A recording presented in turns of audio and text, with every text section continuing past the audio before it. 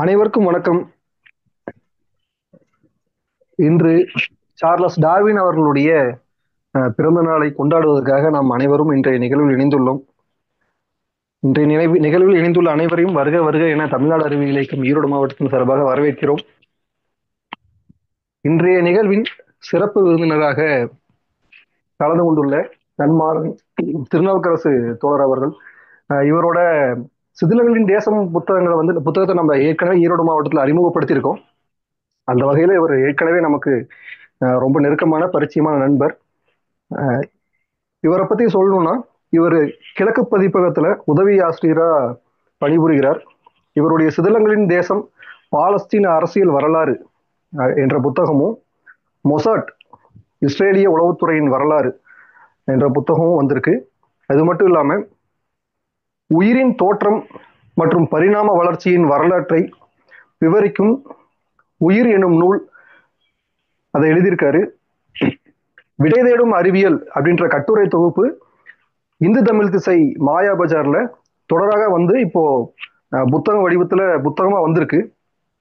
இது மட்டும் இல்லாம நம்ம அறிவியல் இயக்கம் நடத்துகிற விஞ்ஞான துளிர், அறிவியல் பலகை, அரும்பு உள்ளிட்ட இதழ்களில் அறிவியல் கட்டுரைகளும் எழுதிட்டு வர்றாரு. தொடர்ச்சியா அறிவியல் கண்ணோட்டத்தோட இயங்கிக் கொண்டிருக்கக்கூடிய இவரை இந்த நிகழ்ச்சியில இன்றைய டார்வினுடைய பிறந்த நாள்ல இவரை வச்சு நம்ம நிகழ்ச்சி பண்றது நம்ம ஈரோடு மாவட்டத்துக்கு ரொம்ப மகிழ்ச்சி அளிக்கக்கூடியதா இருக்குது.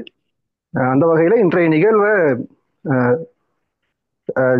சார்லஸ் டார்வின் உயிரினங்களின் தோற்றம் நூல் வெளியாக ஏன் 22 ஆண்டுகள் ஆனதுன்றத தெளிவா எடுத்துரைக்குமாறு நன்மாறன் திருநாவுக்கரசு அவர்களை கேட்டுக்கொள்கிறோம்.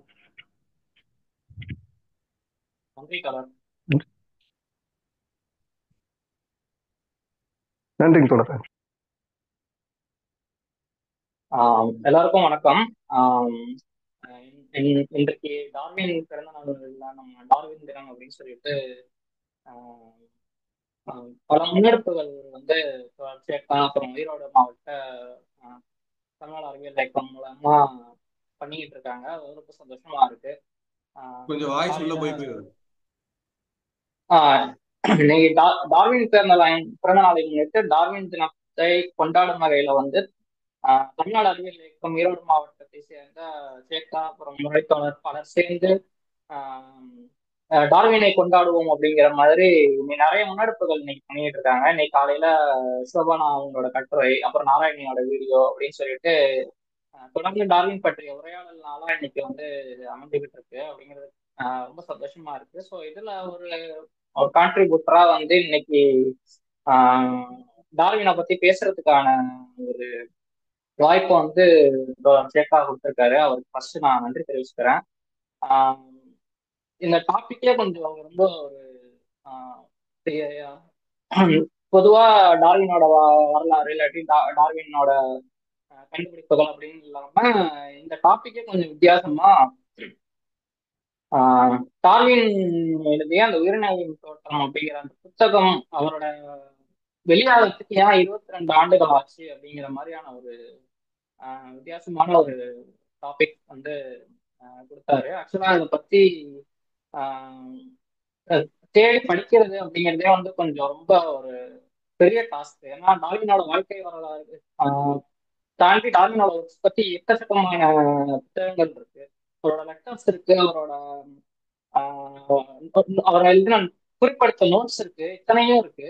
ஸோ அதனால அவ்வளவு விஷயங்களை பத்தி நம்ம தெரிஞ்சுக்கிறதுக்கு அத்தனை விஷயங்கள் இருக்கு. ஆனா குறிப்பிட்டு இந்த 22 ஆண்டு இடைவெளி ஏன் அப்படிங்கிறது வந்து உண்மையிலேயே அந்த காலகட்டத்தை நம்ம ஆராயறதுக்கான ஒரு இடமா இருக்கு அப்படின்னு சொல்லிட்டு நான் நினைக்கிறேன்.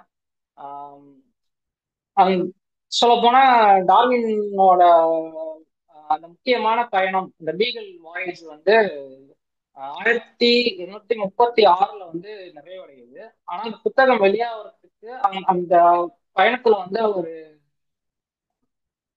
கண்டுபிடிச்ச கேக்குதா நான் பேசுறது? கேக்குதுங்க தோழர், கேக்குது. அவர் கண்டறிந்த விஷயங்களை வந்து வெறுநாளின் தோற்றம் அப்படிங்கிற புத்தகமா வெளியிடுறதுக்கு வந்து எடுத்துக்கிட்ட ஆண்டு வெளியான ஆண்டு வந்து 59. ஸோ அப்ப இந்த இடைப்பட்ட காலத்துல என்னடா இருந்துச்சு அப்படிங்கிறத வந்து நம்ம கொஞ்சம் டார்வினோட பர்சனல் லைஃப்ல போய் அப்புறம் டார்வின் வாழ்ந்த காலகட்டத்துக்கும் போய் நம்ம கொஞ்சம் அனலைஸ் பண்ணோம் அப்படின்னா என்னன்னு சொல்லி தெரிஞ்சிடும். எதுக்கான டார்வின் பத்தி ஒரு அறிமுகம் கொடுக்கணும் அப்படின்னா, டார்வினோட அந்த பரிணாம வளர்ச்சி கொள்கை, அந்த கொள்கை வந்து கிட்டத்தட்ட அதுக்கு முன்னாடி இருந்த மதவாத கொள்கை. அதாவது உயிரினங்களை வந்து கடவுள் தான் படைத்தாரு அப்படிங்கிற அந்த கிரியேஷன் பாயிண்ட் ஆஃப் வியூ வந்து கம்ப்ளீட்டா அடிச்சு நொறுக்கின கொள்கை.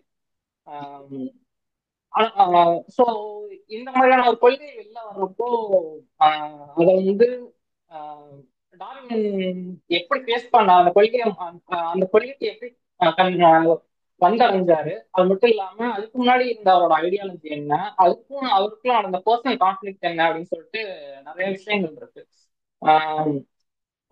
டார்வின் வந்து இந்த புத்தகத்தை எழுத ஆரம்பிச்ச அந்த காலகட்டமே வந்து சொல்ல போனா ரொம்ப ஒரு கொந்தளிப்பான காலகட்டம் அப்படின்னு சொல்லி சொல்லலாம்.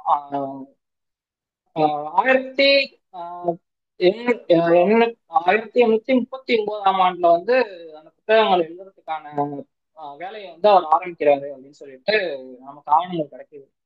அப்போ எந்த மாதிரியான ஒரு காலகட்டம் நடக்குது அப்படின்னா, இங்கிலாந்துல அப்போ வந்து கரெக்டா முதலாளித்துவம் வளர்ச்சி ஆரம்பிச்சு அந்த முதலாளித்துவத்தை எதிர்த்து கேள்வி கேட்டு நிறைய சீர்திருத்த இது வந்து இயக்கங்கள், தலைவர்கள் வந்து நிறைய பேர் குரல் கொடுக்க ஆரம்பிச்சிருக்காங்க முதலாளித்துவத்தை எதிர்த்து. அதே சமயத்துல வந்து அந்த அந்த போக்கோட சேர்த்து வந்து அப்போ ஆதிக்கத்துல இருந்த சர்ச்சோட அந்த பவரையும் சரி, அதுக்கப்புறம் மக்களுக்கும் அரசுக்கும் இருந்த உறவையும் சரி, அப்புறம் அந்த கிளாஸ் வேரியேஷன், வகுப்புக்கு இடையில இருந்த முரண்பாடு, இந்த மாதிரி நிறைய கொஸ்டின்ஸ் வருது. டார்வினோட இந்த காலகட்டத்தை நம்ம எப்படி பொருத்தி பார்க்கலாம் அப்படின்னா, இந்த காலகட்டத்தை சேர்ந்த 3 முக்கிய அறிஞர்கள் வந்து வரலாற்றை மாத்துறதுக்கான மிகப்பெரிய பங்களிப்பு பண்ணியிருக்காங்க. அதுல வந்து முதலாவது நம்பர் வந்து கார்ல் மார்க்ஸ், அடுத்து சிக்மண்ட் ஃப்ராய்ட், டார்வின், 3 பேரும் வராங்க. இதுல கார்ல் மார்க்ஸ் என்ன பண்றாரு அப்படின்னா, அவரோட கேபிட்டலிசம் பத்திய ஒரு புத்தகத்தை வந்து டார்வினுக்கு தான் சமர்ப்பணம் பண்ணணும் அப்படின்னு சொல்லிட்டு அவர் கோரிக்கை வைக்கிறாரு. ஆனா டார்வின் அதை ஏற்றுக்க முடியாதுன்னு சொன்னால அதை நிராகரிச்சதாகவும் தகவல் இருக்கு. ஸோ அந்த அளவுக்கு வந்து கிட்டத்தட்ட ரொம்ப பயங்கரமா ஒரு அந்த அந்த யூரோப் கான்டினென்ட்டே வந்து பயங்கரமான ஒரு ரீஃபார்ம் ஆகிட்டு இருந்த பீரியட்ல தான் வந்து டார்வின் வந்து இந்த புத்தகத்தை வந்து எழுத ஆரம்பிக்கிறாரு. ஆனா தன்னோட கண்டுபிடிப்பு எழுதுறதுக்கு அவர் வந்து டேரக்டா எடுத்தோடனே அதை பத்தி பேசல, அதை பத்தி எழுதல. அவர் கிட்டத்தட்ட தலைமுறை வாழ்க்கையை வாழ்ந்ததாகவுமே ஆவணங்கள் இருக்கு. கெல்ட் அப்படிங்கிற ஒரு கிராமத்துல போய் அவர் தனியா கொஞ்ச நாள் வாழ்ந்து அங்கேருந்து தான் அவர் வந்து அதை எழுதுறதுக்கான பயணத்தை தொடங்குறாரு அப்படின்னு சொல்லிட்டு சொல்றாங்க. இப்போ டார்வின் ஃபர்ஸ்ட் முதல்ல அவருக்கான ஈடுபாடு எங்கேருந்து வருது அப்படின்னா, அவரோட தாத்தா கிட்ட தான் வருது. ஏன்னா எடுத்தோடனே வந்து ஒரு அரசுக்கு எதிரான ஒரு கொள்கையோ இல்லாட்டி மதத்துக்கு எதிரான ஒரு கொள்கையோ வந்து பொதுவாக பேரண்ட்ஸ் கிட்ட இருந்தா வரதுக்கான வாய்ப்புகள் அதிகம் இருக்கு. ஏன்னா இல்லாட்டி நம்ம வெளியில சந்திக்கிற இடம், நம்ம படிக்கிற இடம், அந்த இடத்துல இருக்கிற சந்திக்கிற மக்கள்கிட்ட இருந்து வரதுக்கு வாய்ப்பு இருக்கும். டார்வினுக்கு வந்து அவரோட தாத்தா கிட்ட இருந்து வந்து எராஸ்மஸ் அப்படிங்கிறது தான் டார்வினோட தாத்தாவோட பேர். அவர் வந்து டாக்டராகவும் இருந்திருக்காரு, அதே சமயம் ஒரு போய்ட்டா இருந்திருக்காரு. குறிப்பா அவரோட முக்கியமான ரோல் என்ன அப்படின்னா, அவர் வந்து அப்பயே மதத்தை வந்து பயங்கரமா விமர்சிச்சு நிறைய கவிதைகள் எழுதியிருக்காரு. அதே போல வந்து அவர் தன்னோட ஏத்திஸ்ட் அப்படிங்கிறத வந்து வெளிப்படையாவே அறிவிச்சுக்கிட்டு வேங்கிட்டு இருந்திருக்காரு. அதனாலேயே அரசு வந்து அவரோட படைப்புகள் எல்லாத்தையுமே ஒடுக்கிற நிலைமை கூட போயிருக்கு. ஸோ அந்த மாதிரியான ஒரு ரெவல்யூஷனரி தாத்தா கிட்ட இருந்தா டார்வினுக்கான ஆர்வம் வந்து பறக்குது. அதே மாதிரி அவரோட இன்னொரு கிராண்ட் ஃபாதர் இருக்காரு, அவர் பேர் வந்து ஜோசியா அப்படின்னு சொல்றாங்க. ஜோசியா என்னன்னா, அவரும் கிட்டத்தட்ட ஒரு சீர்திருத்த சிந்தனையாளராக தான் இருந்திருக்காரு. ஆனா அவர் வந்து மதத்தை முழுமையா நிராகரிக்காம மதத்துல இருக்கிற சில பிற்போக்குத்தன்மையை மட்டும் இது பண்ணிட்டு நீக்கிட்டு மதத்தை வந்து பொதுவா மக்களுக்கு எல்லாருக்கும் மக்கள் எல்லாரையும் நல்வழிப்படுத்துற ஒரு இடமா மாத்தணும்னு சொல்லிட்டு அவர் அப்படி நினைக்கிறாரு.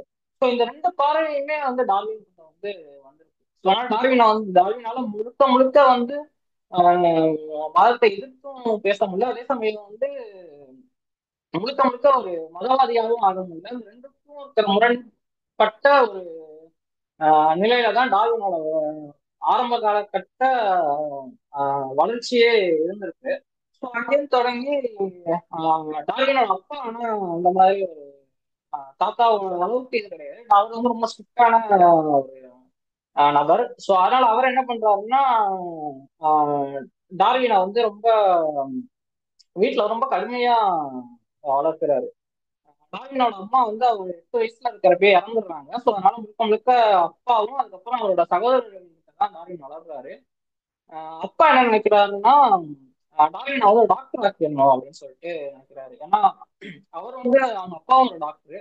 ஸோ அதனால அது மட்டும் இல்லாம அந்த நகரத்திலேயே ரொம்ப முக்கியமான பல அதிகார மட்டத்தோட தொடர்புல இருக்கிற ஆளு, சர்ச்சோட ரொம்ப ஆஹ், நெருக்கமா இருக்கிற ஆளு. ஸோ அதனால அவரோட வழியில தான் டார்வினும் வரணும் அப்படின்னு சொல்லி நினைச்சு டார்வினை வந்து அப்படியே டாக்டர் ஆக்கிடணும் அப்படின்னு சொல்லிட்டு ட்ரை பண்றாரு. ஆனா டார்வினுக்கு வந்து சுத்தமா அறிவுமே கிடையாது. அவங்க அப்பா இறந்ததுல இருந்தே டார்வின் என்ன பண்றாருன்னா முழுக்க முழுக்க தன்னோட ஓய்வு நேரத்தை எல்லாத்தையுமே வந்து இயற்கையோட தான் செலவழிக்கிறாரு. ஓய்வு நேரம் தாண்டி எல்லா நேரத்தையுமே இயற்கையோட தான் செலவழிக்கிறாரு. ஆஹ் வில பறவைகளை பார்க்கறது, அதுக்கப்புறம் பூச்சிகளை பிடிச்சி விளையாடுறது, தாவரங்களோட இது பண்றதுன்னு சொல்லிட்டு அவரோட ஆஹ் வாழ்க்கை எல்லாமே வந்து இயற்கையோட தான் இருந்திருக்கு. இந்த டயத்துல அப்பா கட்டாயப்படுத்துறதுனால அவர் வேற வழி இல்லாம இருந்தார். ஆஹ் பல்கலைக்கழகத்துல போய் ஜாயின் பண்ணி படிக்கிறதுக்காக அங்க போறாரு. அங்க போய் கொஞ்ச நாள் வந்து மெடிசின் மெடிசின் பண்றாரு. ஆனா அவருக்கு வந்து சுத்தமா வந்து விருப்பமே இல்லை. ஆனா அவர் அந்த பல்கலைக்கழகம் வந்து அவருக்கு ஒரு புதிய சிறப்பை வந்து கொடுக்குது. என்னன்னா இது வந்து கிளினியன் சொசைட்டி அப்படின்னு சொல்லிட்டு ஒரு அமைப்பு வந்து சந்திக்கிறாரு. அது வந்து ஸ்டூடெண்ட்ஸ் குரூப். அந்த குரூப்ல தான் முதல்ல இவர் வந்து அதுவரையும் அவர் வந்து சமூக கட்டமைப்புக்கு எதிரான கேள்வி கேட்கிற விஷயங்களை வந்து அந்த மாதிரியான நபர்களை வந்து மீட் பண்ண ஆரம்பிக்கிறாரு. அந்த சொசைட்டியோ அந்த குரூப்போட முக்கியமான செயல்பாடு என்ன அப்படின்னா அறிவியலையும் அரசியலையும் வந்து விவாதிக்கிறது தான் அவங்களோட விஷயம். அவங்கதான் முதல்ல வந்து இயற்கைக்கு மதம் கொடுக்குற அந்த கண்ணோட்டத்தை மறுத்து முதல்ல இயற்கையை வந்து மெட்டீரியலிஸ்டிக்கா அப்ரோச் பண்றதுக்கான ஒரு பாயிண்ட் ஆஃப் வியூ வந்து டார்வினுக்கு வந்து தராங்க. ஏன்னா இது வந்து ரொம்ப முக்கியமான விஷயம். ஏன்னா அது வரையும் அவர் ஒரு கிரியேஷனிஸ்ட் பெர்ஸ்பெக்டிவ்ல தான் வந்து இயற்கையை பார்த்துட்டு இருந்தவருக்கு முதல்ல ஒரு மெட்டீரியலிஸ்டிக் பாயிண்ட் ஆஃப் வியூல பாக்குறதுக்கான ஒரு இடம் வந்து அவருக்கு அங்க வந்து கிடைக்குது. அதே மாதிரி வந்து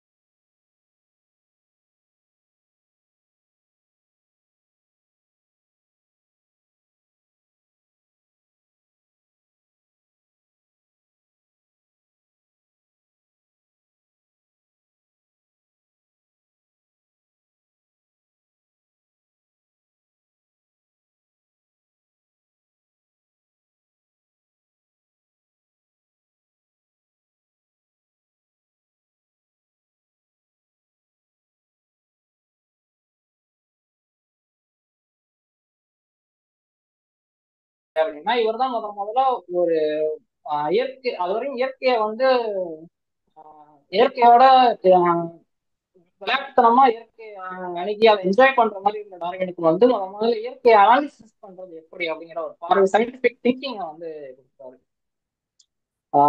இயற்கைங்கிறது வந்து எந்த மாதிரியான ஒரு விஷயம், அதை வந்து நம்ம என்ன மாதிரி கலெக்ட் பண்ணணும், எப்படி வந்து அங்க இருக்கிற லிவிங் திங்ஸ் எல்லாம் நம்ம எப்படி புரிஞ்சுக்கணும் அப்படிங்கிற ஒரு சயின்டிபிக் பார்வை வந்து அவருக்கு கிடைக்குது. ஸோ இந்த விஷயங்கள்லாம் கிடைக்க கிடைக்க அவருக்கு வந்து முழுக்க முழுக்க ஒரு அறிவியல் கண்ணோட்டத்தோட இயற்கையை அணுக ஆரம்பிச்சு அதுக்கப்புறம் காலேஜ் டைம் வந்து பார்த்துக்கிட்டு இருக்காரு. இந்த டயத்துல வந்து அவர் சுத்தம் மெடிசன்ல வந்து ஆஹ் இதுக்கு மேலே மெடிசன் படிக்கிறதுல ரொம்ப விருப்பமே இல்லை. ஸோ அதனால அவர் டிகிரி முடிக்காமலே விட்டுட்டு வந்துடுறாரு. வந்தோன்னா அவங்க அப்பா திரும்ப வற்புறுத்தி அவரை வந்து மெடிசின் தான் வரல, அட்லீஸ்ட் வந்து ஒரு மத குருமார் ஆகிறதுக்கான படிப்புல சேரலாம்னு சொல்லிட்டு கேம்பிரிட்ஜ்ல வந்து கிரைஸ்ட் காலேஜ் அப்படிங்கிற கேம்பிரிட்ஜ் கீழே இருக்கிற ஒரு இடத்துல வந்து அவர் சேர்த்து விட்டுறாரு. ஸோ அவர் அங்க வந்து முழுக்க முழுக்க கிறிஸ்தவ நூல்கள், கிறிஸ்தவ ஆய்வுகள் அதுல வந்து அதிகமா ஈடுபடுத்துறதுக்கான வாய்ப்பு கிடைக்குது. ஆனா அங்கேயும் போயிட்டு அவர் வந்து அதுல முழுசா ஈடுபடல. அங்க வந்து அவரோட உறவினர் ஒருத்தர் வந்து அந்த ஏஜ்ல இருக்கிற ஒருத்தர் வந்து பாக்ஸ் அப்படின்னு சொல்லிட்டு ஒருத்தரை மீட் பண்றாரு. இப்ப இவங்க ரெண்டு பேரும் சேர்ந்து பூச்சிகளை வந்து பிடிக்கிற அந்த இதுல வந்து அதிகமா ஈடுபட ஆரம்பிக்கிறாங்க, செயல் வந்து அதிகமா ஈடுபட ஆரம்பிக்கிறாங்க. ஸோ இதுவும் கிட்டத்தட்ட இது வந்து வேட்டா ஆரம்பிச்சது முக்கியமான திருப்புமுனையா டார்வினோட வாழ்க்கையில வந்து இந்த பூச்சிகளை சேகரிக்கிற ஒரு விஷயம் வந்து வருது. என்ன ஆயிருதுன்னா ஒரு குறிப்பிட்ட கட்டத்துல டார்வின் ஃபாக்ஸ் வந்து காலேஜ் முடிச்சுட்டு கிளம்பிடுறாரு. இப்போ வந்து அவர் தனியா இருக்கிற டயத்துல டார்வினால என்ன பண்றதுன்னு அவருக்கு தெரியல. அவருக்கு கொஞ்சம் கொஞ்சமா அவருக்கு அந்த இருந்த அந்த ஏஜ் கேட்டகரி இதுல வந்து நிறைய குடிச்சிட்டு ஆஹ் கேளிக்கைகள்ல வந்து அதிகமா ஈடுபடுறதுக்கான தொடங்குறாரு. அப்போ வந்து நடக்கிற ஒரு முக்கியமான விஷயம் வந்து திரும்ப அவரை வந்து ஆஹ் ஆஹ் அதாவது ஒரு சமூக கட்டமைப்பை கேள்வி கேட்கலாமா வேணாமாங்கிற ஒரு பயத்தை வந்து ஏற்படுத்துது. அது என்ன அப்படின்னா, அந்த காலேஜ்ல மதகுருமார் படிக்கிற ரெண்டு ஸ்டூடெண்ட்ஸ் வந்து அதுதான் மேனேஜ்மெண்ட்டுக்கு எதிராக வந்து இதுல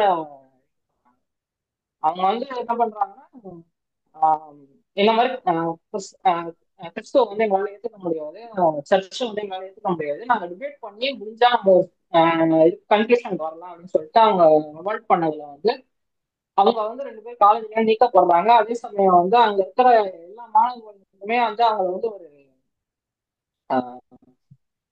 கிட்டத்தட்ட ஒரு கலாச்சாரங்கள் மாதிரி பார்த்து ஒதுக்கி வச்சது வந்து டார்வினுக்குள்ள வந்து ஒரு பயத்தை ஏற்படுத்துது. சரி, நம்ம வந்து இந்த மாதிரி கேள்விகள் ஏற்பட்டுக்கிட்டு இந்த மாதிரி அலைஞ்சிக்கிட்டு இருக்கிறது, அதே சமயம் வந்து நம்மளோட அறிவியல் மனப்பான்மை வந்து நம்ம மதத்துக்கு எதிரான ஒரு பார்வையை திரும்பி நம்மளே ஒதுக்கி வச்சிருவாங்களோன்னு சொல்லிட்டு டார்வினுக்குள்ள ஒரு பயத்தை ஏற்படுத்துது. ஸோ இந்த ஒரு விஷயமும் வந்து டார்வினோட லைஃப்ல வந்து மதத்தை இனிமே பிடிச்சிட்டு போறதுக்கான ஒரு ரோல் பண்ணுது. அடுத்தது முக்கியமான மிஸ் பண்றாரு ஒருத்தர் வந்து டென்ஸ்லோ அப்படின்னு சொல்லிட்டு ஒரு பாட்டனிஸ்ட். அவர் டென்ஸ்லோ தான் வந்து டார்வினுக்கு வந்து நேச்சுரல் ஹிஸ்டரி நோக்கி அவரை திசை திருப்புற ஒரு முக்கியமான ஆளு. அது மட்டும் இல்லாம அவர் இருந்தாலுமே அவர் கொஞ்சம் ரிலீஜியஸான பர்சனாலிட்டி. அதுக்கப்புறம் என்ன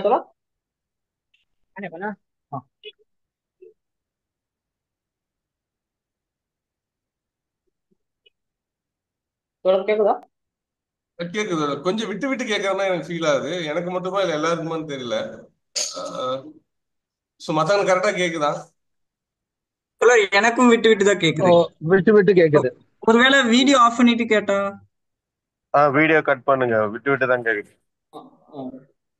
ஓகே, எல்லாரும் தேங்க் யூ ஜெயக்கா.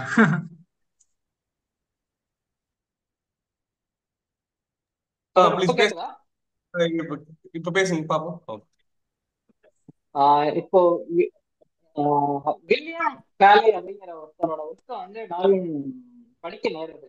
ஸோ இவரோட ஒர்க் வந்து முக்கியமான ஒரு ரோல் வந்து டார்வினோட வாழ்க்கையில பண்ணுது. இவர் என்ன பண்றாரு அப்படின்னா, ஆஹ் கடவுள் கடவுளாலதான் வந்து இந்த உலகம் படைச்சிருக்குன்றதுக்கான ஆதாரத்தை நிறுவுறோம் அப்படின்னு சொல்லிட்டு அவரு தன்னோட ஒர்க்ல வந்து வாதாடுறாரு. அந்த ஒர்க்ல கிட்டத்தட்ட டார்வின்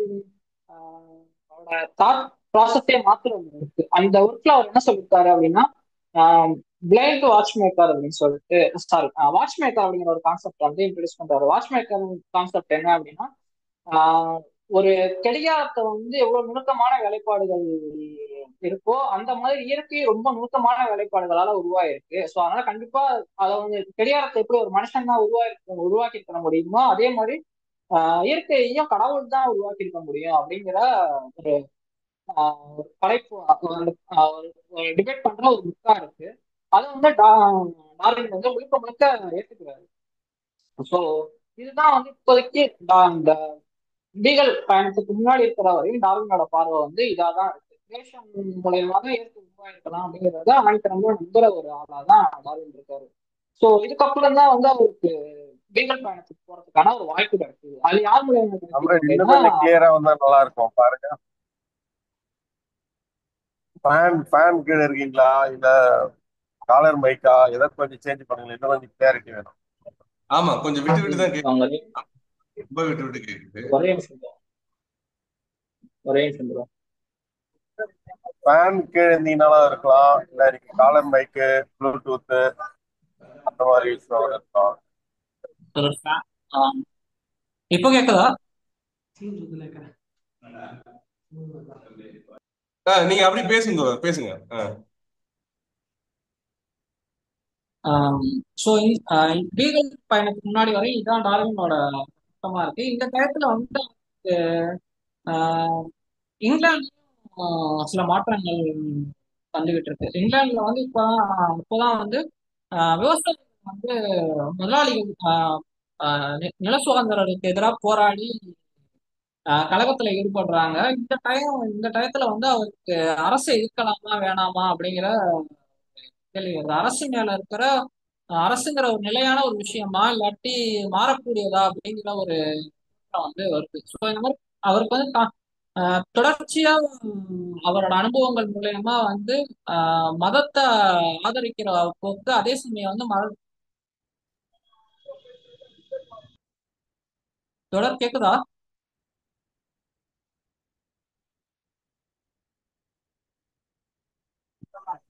இல்ல எந்த சேஞ்சும் இல்ல காம்ரேட், அதே போலதான் இருக்கு.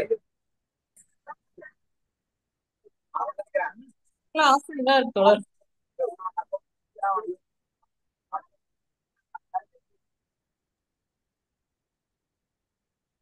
இல்ல மற்ற நண்பர்கள் சொல்லுங்களேன், ஏன்னா அவங்க எனக்கு அந்த பிரச்சனை இருக்கு, அவருக்கு அந்த பிரச்சனை இருக்கு. நிவேதா எப்படி இருக்கு? உனக்கு கரெக்டா இருக்கா? தொடர் இருக்கு, அந்த பிரச்சனை இருக்கு, விட்டு விட்டு தான் கேக்குது. ஏதாவது மைக்கு மட்டும் கொஞ்சம் சரி பண்ண முடிஞ்சதுன்னா நல்லா இருக்கும்னு நினைக்கிறேன். ஒருவேளை ஹெட்ஃபோன் மாதிரி ஏதாவது போட்டுட்டு பேசினா கரெக்டா வாய்ஸ் இன்புட் வரும். Okay okay okay. இது நெட்வொர்க் இஷ்யூ தாங்க எனக்கு தெரிஞ்சு. மைக் செட்டிங்ல ப்ராப்ளம் இல்ல. ஒரு தடவை வேணா வெளியே போயிட்டு நன்மரன் திருப்பி கனெக்ட் ஆனாருன்னா ஒர்க் அவுட் ஆகும்னு நினைக்கிறேன். சஜஷன். இல்ல இப்ப நாம பேசுறதுலாம் கரெக்டா கேக்குது, அவரது ஸ்டார்டிங்ல கரெக்டா இருந்துச்சு, அதுக்கப்புறம் தான் இந்த விட்டு விட்டு வருது. அது அவருடைய கனெக்டிவிட்டியில தான் இஷ்யூ இருக்கு. ஓகே, ஒரு தடவை போயிட்டே வெளியே வாங்க தொடர், திருப்பி வாங்க.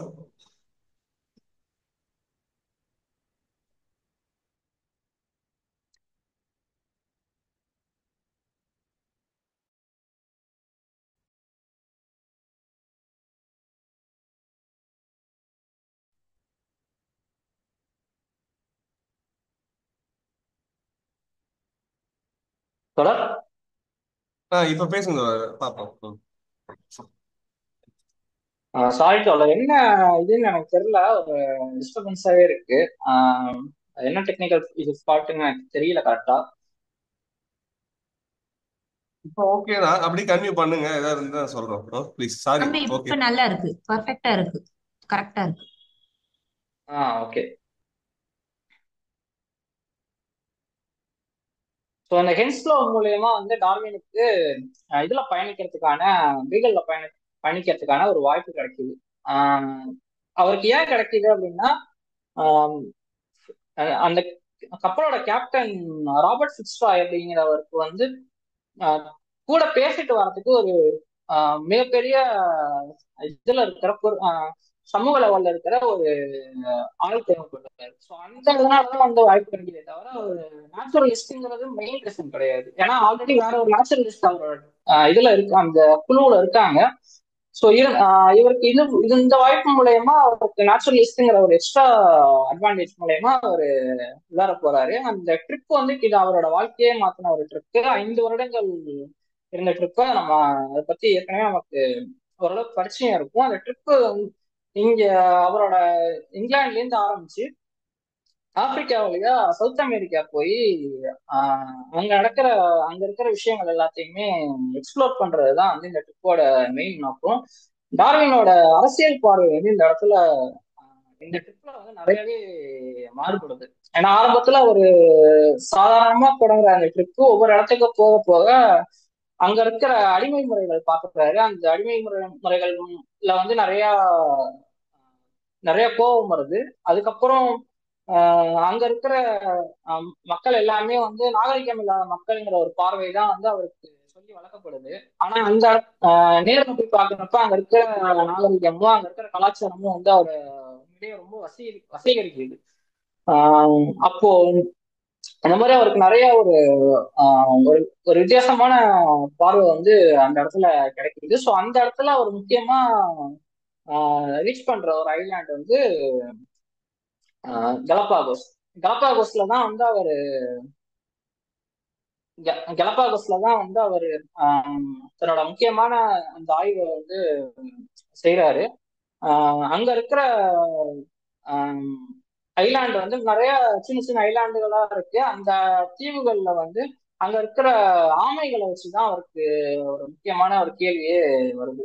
அங்க இருக்கிற செழிப்பான பகுதியில இருக்கிற ஆமைகளோட கழுத்து சின்னதாகவும் வறட்சியான இருக்கிற இடங்கள்ல இருக்கிற ஆமையோட கழுத்து வந்து பெரிதாகவும் இருக்கு. ஸோ இது ஏன் அப்படின்னு சொல்லி அவரு ஆராயிறப்போ சுத்தி இருக்கிற லேண்ட்ஸ்கேப் வந்து உயிரினங்களை வடிவமைக்கிறதுல இது ஒரு முக்கியமான ரோல் பண்ணுது அப்படின்னு சொல்லிட்டு அவருக்கு தெரிய வருது.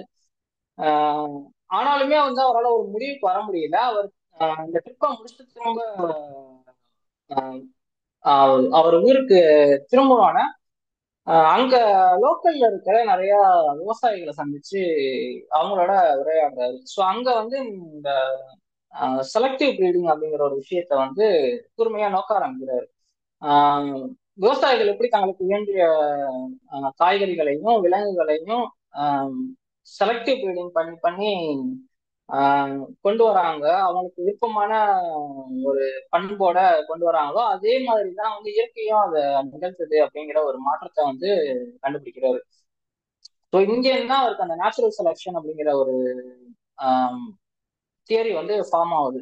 இதுக்கு முன்னாடி இருந்த லமார்க்கோட தியரி என்னவா இருந்துச்சு அப்படின்னா, இயற்கையில இருக்கிற அந்த விலங்குகளோட பண்பு வந்து சுற்றுச்சூழலுக்கு ஏற்ற மாதிரி உள்ளா இருந்து மாறுது அப்படின்னு சொல்லி லமார்க் சொல்றாரு. அதாவது இப்போ ஒரு ஒட்டகச்சிவிங்கி லமார்க் சொல்ற உதாரணம் வந்து ஒரு ஒட்டகச்சிவிங்கி இருக்கு அப்படின்னா அது நீண்ட கிளைகள் இருக்கிற மரத்தை சாப்பிட ட்ரை பண்ணி கழுத்தை எக்கி எக்கி ட்ரை பண்றப்போ அதுக்குள்ள இருக்கிற மாற்றங்கள் வந்து அந்த அவர் கழுத்து வந்து நீண்டுச்சு. இப்படித்தான் வந்து அந்த உயிரினங்கள்ல வந்து மாற்றம் வந்திருக்கு அப்படிங்கிறதுதான் லமார்க் இருக்கிற ஒரு தேரி. டார்வினோட தியரி இங்க எங்க வேறுபடுது அப்படின்னா, நேச்சுரல் செலக்ஷன் அப்படிங்கிற ஒரு நேச்சர் வந்து ஒரு முக்கியமான ரோல் பண்ணுது. நேச்சர் தான் வந்து தேர்ந்தெடுக்குது விலங்குகளை எது வாழணும் அப்படிங்கிறத வந்து டார்வின் சொல்றாரு. அவர் சொல்றது பாயிண்ட் ஆஃப் வியூ படி என்ன அப்படின்னா, விலங்குகள் வந்து பலவித பண்புகளோட இருக்கு. அதுல வந்து எந்த பண்பு வந்து அந்த இயற்கையோட சூழலுக்கு உயிர் வாழ உதவுதோ அந்த பண்பு மட்டும் நிலைச்சு நிற்கிது. மற்ற பண்புகள் எல்லாம் நிலைக்க முடியாம அழிஞ்சிருது. ஸோ இந்த நிலச்ச பண்புகள் மட்டும் அடுத்தடுத்த இனத்தை உருவாக்குறதுனால அந்த விலங்குகள் மட்டும் தொடர்ச்சியா அந்த நிலத்துல வாழ்றதுக்கான சூழல் வருது. இதுவே அந்த புறச்சூழலுக்கு ஏற்ற மாதிரி அந்த விலங்குகள் வேற ஒரு இடத்துல போய் வாழ நிர்பந்திக்கப்ப அதுல மாற்றம் ஏற்பட்டு புதிய விலங்குகளா பரிணாம வளர்ச்சி அடையுது அப்படிங்கிறதுதான் வந்து டார்வின் சொல்ற நேச்சுரல் செலக்ஷன் தேரி. ஸோ இப்படி ஒரு தியரியை அவர் கண்டடைஞ்சோன்னா கிட்டத்தட்ட ஒரு பயங்கரமான ஒரு புரட்சிகரமான தியரி அப்படின்னு சொல்லிட்டு அவருக்கே தெரிஞ்சிருது. அதை வெளியில சொன்னா மிகப்பெரிய பிரச்சனை ஆயிரும் அப்படிங்கிற ஒரு பயமும் இருக்கு. ஏன்னா அப்போ வந்து சர்ச்சோட ஆதிக்கம் வந்து அப்பதான் தகவல் ஆரம்பிச்சிருக்கு அப்படின்னாலுமே கூட அந்த கிரியேஷன் பார்வை வந்து மக்களை விட்டு விலகவே இல்லை. கடவுள் தான் வந்து படைச்சாரு, கடவுள் தான் உயிரினங்களையும் படைச்சாரு அப்படிங்கிற ஒரு பார்வை இருக்கு. ஸோ இந்த இடத்துல அவருக்கு வந்து நம்ம வந்து நேச்சர் தான் இதுல பிளே பண்ணுது, கடவுளுக்கு இது சம்மந்தம் கிடையாது அப்படின்னு சொல்லிட்டு ஒரு பாயிண்ட் ஆஃப் வியூ வைக்கிறது பெரிய ஒரு ஒரு ஆபத்துல முடியலாம் தனக்கே அப்படின்னு சொல்லிட்டு அவர் ரொம்ப தயங்கி போய் கிட்டத்தட்ட ஒரு டிப்ரெஸ் ஸ்டேஜுக்கே போயிடுறாரு. அதுக்கப்புறம் இருந்தாலுமே அவருக்கு வந்து அந்த தியரியை விட்டு உடனே வெளியில வர முடியாட்டினாலும் அதை பத்தி தனக்கு தெரிஞ்ச நண்பர்கள் பலரை சந்திச்சு பேசிக்கிட்டு இருக்காரு. அந்த நண்பர்கள்ல வந்து 3 பேர் ரொம்ப முக்கியமானவங்க. சார்லஸ் லெகல் அப்படிங்கிற ஒருத்தர், 2வது வந்து ஜோசப் டால்டன் ஹூக்கர் அப்படின்னு சொல்லிட்டு, 3வது வந்து தாமஸ் ஹக்ஸ்லி. இந்த ஹக்ஸ்லி தான் வந்து டார்வினோட புல்டாக் அப்படின்னு சொல்லுவாங்க. அதாவது டார்வின் பேச தயங்கின விஷயங்கள் எல்லாத்துக்குமே ஹக்ஸ்லி தான் டார்வின் சார்பா சண்டையிட்டது. அந்த விவாதம் பண்ணி சண்டையிட்டது. ஸோ அதனால இந்த மூணு பேர் ரொம்ப முக்கியமான ஒரு ரோல் பண்றாங்க. ஆஹ் இத்தனை இந்த டயத்துல அந்த பீகல் பயணத்தை முடிச்சுட்டு அவரு தன்னோட ஆரிஜின் ஆஃப் ஸ்பீசிஸ் புக் எழுதுறதுக்கு முன்னாடி இடைப்பட்ட காலத்துல வந்து அதை பத்தி நம்ம ஆதாரபூர்வமா இல்லாம சொல்லிடக்கூடாது. ஏன்னா நம்ம வைக்க போற கருத்து வந்து ரொம்ப முக்கியமான கருத்து அப்படிங்கிறதுக்காக பல ஆய்வுகள் பண்ணிக்கிட்டே இருக்காரு. அதை பத்தி பறவைகளை வச்சு பண்றாரு, அதுக்கப்புறம் கடல் உயிரினங்களை வச்சு பண்றாரு. இந்த மாதிரி நிறைய ஆய்வுகள் பண்ணி தான் வந்து அவர் அந்த நேச்சுரல் செலக்ஷனோட இது ரொம்ப வலுவான ஒரு ஆதாரமா வைக்கணும் அப்படின்னு சொல்லிட்டு ட்ரை பண்ணி அந்த புத்தகத்தை வந்து எழுத ஆரம்பிக்கிறாரு. இந்த புத்தகம் வந்து இந்த புத்தகம் வந்து வெளியான டயத்துல வந்து ரொம்பவே ஒரு பயங்கரம்.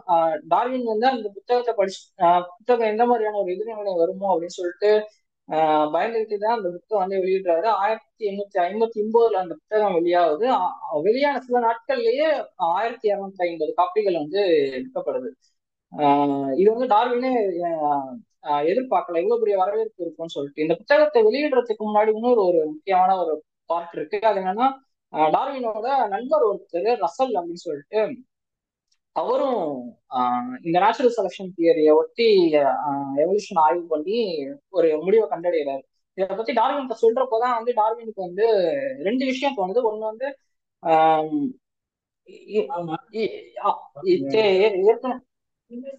என்ன சொல்ல இப்ப ஏஐ புதுசா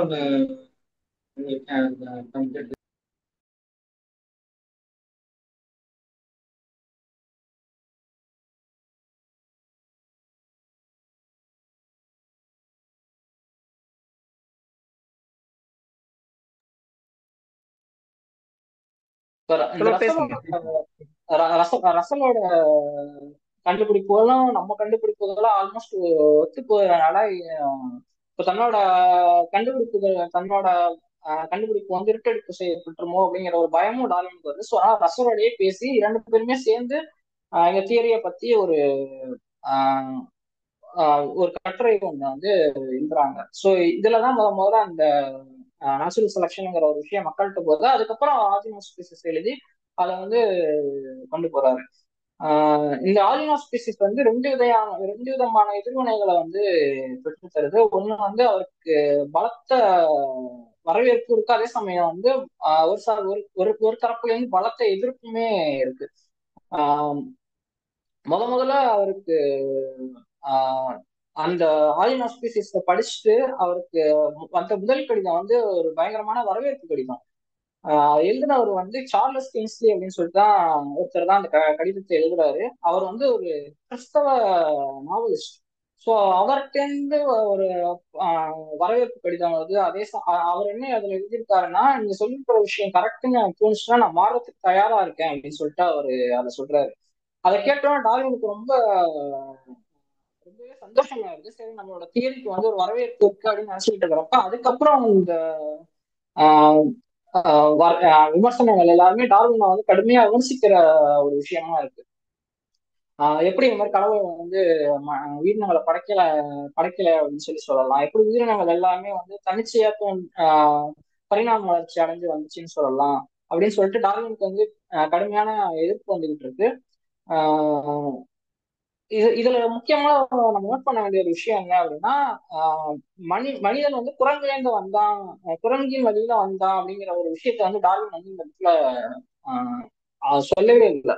அதுக்கு வந்து அவர் அடுத்த வேற ஒரு புக்ல வந்து டிசெண்டன்ட் ஆஃப் மேன், அந்த புக்ல தான் அதுக்கான விஷயங்கள் அதிகமா பேசியிருக்காரு. இந்த புக்ல வந்து அதை பத்தி நேரடியா பெரிய விளக்கங்கள் கொடுக்காம வெறும் மறைமுகமான அர்த்தங்கள்ல தான் இதுல அந்த ஒரு விஷயம் கையாளப்பட்டிருந்துச்சு. ஏன்னா டார்வினுக்கு அதுல தயக்கம் நேரடியா பேசலாமா வேணாமான்னு சொல்லிட்டு. இருந்தாலுமே வந்து அந்த ஒரு விஷயத்தை எடுத்துட்டு தான் வந்து டார்வினோட விமர்சகர்கள் எல்லாமே பயங்கரமா விமர்சிச்சு அவரை வந்து கருத்து ரீதியா தாக்க ஆரம்பிச்சாங்க. அது மட்டும் இல்லாம இந்த ஃபர்ஸ்ட் எடிஷன் ரிலீஸ் ஆனா ஃபர்ஸ்ட் எடிஷன்ல இருந்த ரொம்ப காட்டமான விஷயங்களை வந்து குறைக்கணும்னு சொல்லிட்டு அடுத்தடுத்த எடிஷன்ல அதையும் சரி பண்ண ஆரம்பிச்சாரு. நான் பொதுவா சொல்லுவாங்க, என்ன சொல்றாங்க அப்படின்னா, ஃபர்ஸ்ட் எடிஷன்ல தான் வந்து ரொம்ப கூர்மையான விமர்சனங்கள் இருக்கு. ரெண்டாவது எடிஷனுக்கு அப்புறம் வந்து அது கொஞ்சம் கொஞ்சமா டார்வின் வந்து விமர்சனத்தை பதில் சொல்ற மாதிரி தன்னோட கண்டுபிடிப்பையே நீர்த்து போகிற சில விஷயங்கள்லாம் செய்ய ஆரம்பிச்சிட்டாரு. அந்த ரொம்ப சாஃப்ட் பண்ண ஆரம்பிச்சிட்டாரு அவரோட அப்ரோச் அப்படின்னு சொல்லிட்டு அதுலயே ஆர்கன் ஆஃப் ஸ்பீசிஸ் பத்தி ஆய்வு செஞ்ச ஆஹ் நபர்கள்லாம் தெரிவிக்கிறது ஒரு விஷயம். இப்ப டார்வினோட ஆஹ் புத்தகங்கள் வந்து வரவேற்பு வந்து அடுத்த அமெரிக்காவிலையும் டார்வினோட ஆர்ஜின் ஆஃப் ஸ்பீசிஸ் வந்து வாங்கணும் அப்படின்னு சொல்லிட்டு ரொம்ப அதிகமா எதிர்பார்ப்பு வர ஆரம்பிச்சிருக்கு. இந்த ஆர்ஜின் ஆஃப் ஸ்பீசிஸ் வந்து கொண்டு போனதுல வந்து டார்வினோட சகோதரர் எராஸ்மஸ் அவரும் அவரோட கிராண்ட் ஃபாதர் நேம் தான். அவருக்கு வந்து ரொம்ப முக்கியமான ஒரு பங்கு இருக்கு. அவர் வந்து ஹாரியட் மார்க்ஸ்மி அப்படின்னு சொல்லிட்டு ஒரு பெண்மணி, அவங்க தான் வந்து முதல் பெண் சோசியாலஜிஸ்ட் அப்படின்னு சொல்லி சொல்றாங்க. அவங்க அவங்க மூலியமா அவங்க வந்து டார்வினோட புக்கை படிச்சுட்டு என்னையே அசைச்சு பார்த்துருச்சு அப்படிங்கிற மாதிரி பயங்கர புகழுரைகள்லாம் எழுதுறாங்க. இது மூலியமா டார்வினோட புக் வந்து மக்களை சென்றடைய ஆரம்பிக்குது.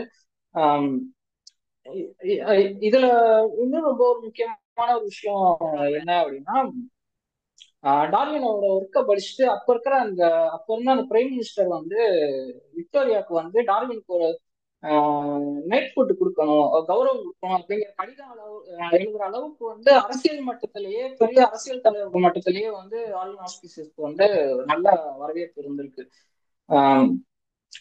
ஆனாலுமே அவருக்கு வந்து எதிர்ப்பை வந்து டார்வினால நேரடியா எதிர்கொள்ள முடியல. அப்போ அவர் வந்து மோஸ்ட்லி அவரோட நண்பர் தாமஸ் ஹக்ஸ்லி தான் வந்து தொடர்ந்து டார்வின் சார்பா இயற்கை தேர்வு பற்றி, டார்வினோட கண்டுபிடிப்புகள் பற்றி தொடர்ந்து வாதாடி ஆர்கன் ஆஃப் ஸ்பீசிஸை வந்து கொண்டு வர்றாரு.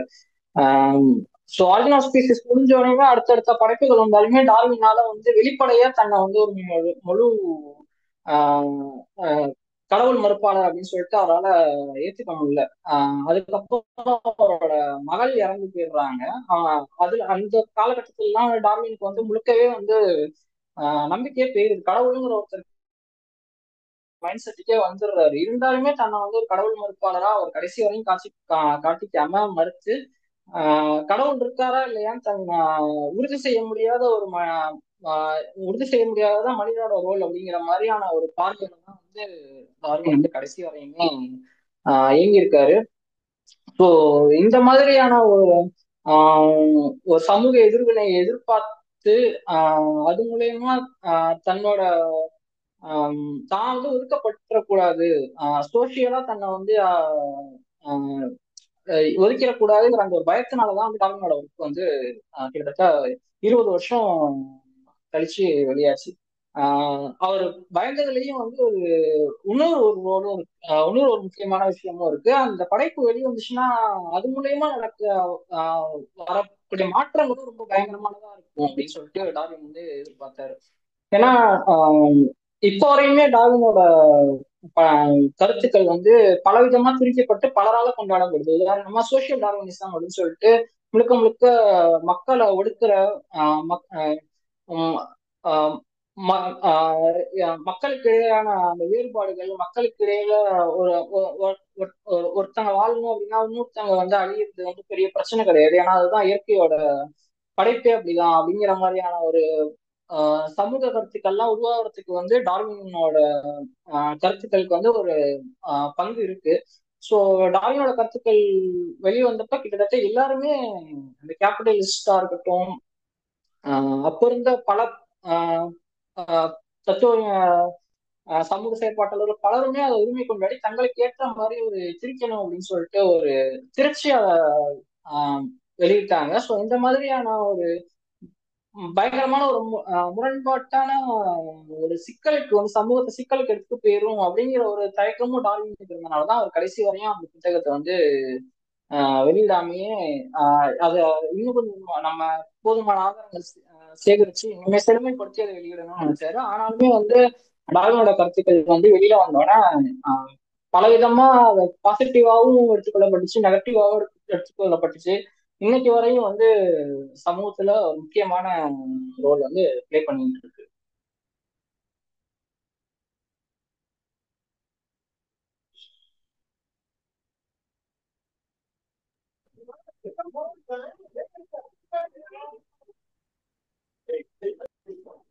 ஹலோ.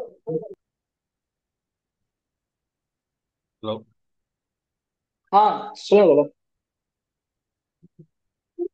ஹலோ. தொடர் கேக்குதா? கேக்குதுல கேக்குதுல. அவ்வளவுதான், அவ்வளவுதான் தொடர். ஆக்சுவலா எனக்கு அந்த இடையில அந்த டிஸ்டர்பன்ஸ்னால எனக்கு சில அந்த ஃப்ளோ கிடைக்கல. பட் ஆனா சொல்ல அந்த விஷயங்கள் வந்து இவ்வளவுதான் தொடர். ஓகே தொடர். ஓகே, இங்க என்னன்னா சிக்னல் எங்களுக்கும் பிரச்சனை. அது திருப்பி உள்ள போய் போய் வந்துச்சு. நான் 2 3 பேர்ட்ட திருப்பி கேட்டு கன்ஃபார்ம் ம் பண்ணிட்டு சிக்னல் இஷ்யூஸ் தான். ஒன்றும் ஒன்றும் பிரச்சனை ம் இல்லை. இதுல இதுல இதுல இது பங்கேற்பாளர்கள் உங்களுடைய கேள்விகள் அல்லது உங்களுடைய கருத்துக்கள் ஏதேனும் இருப்பின் அவர் அவர் பகிர்ந்து கொண்டதை ஒட்டியும் வெட்டியும் உங்களுடைய கருத்துக்கள் ஏதேனும் இருந்துச்சுன்னா நீங்க அதை வந்து ஆட் பண்ணலாம். So please.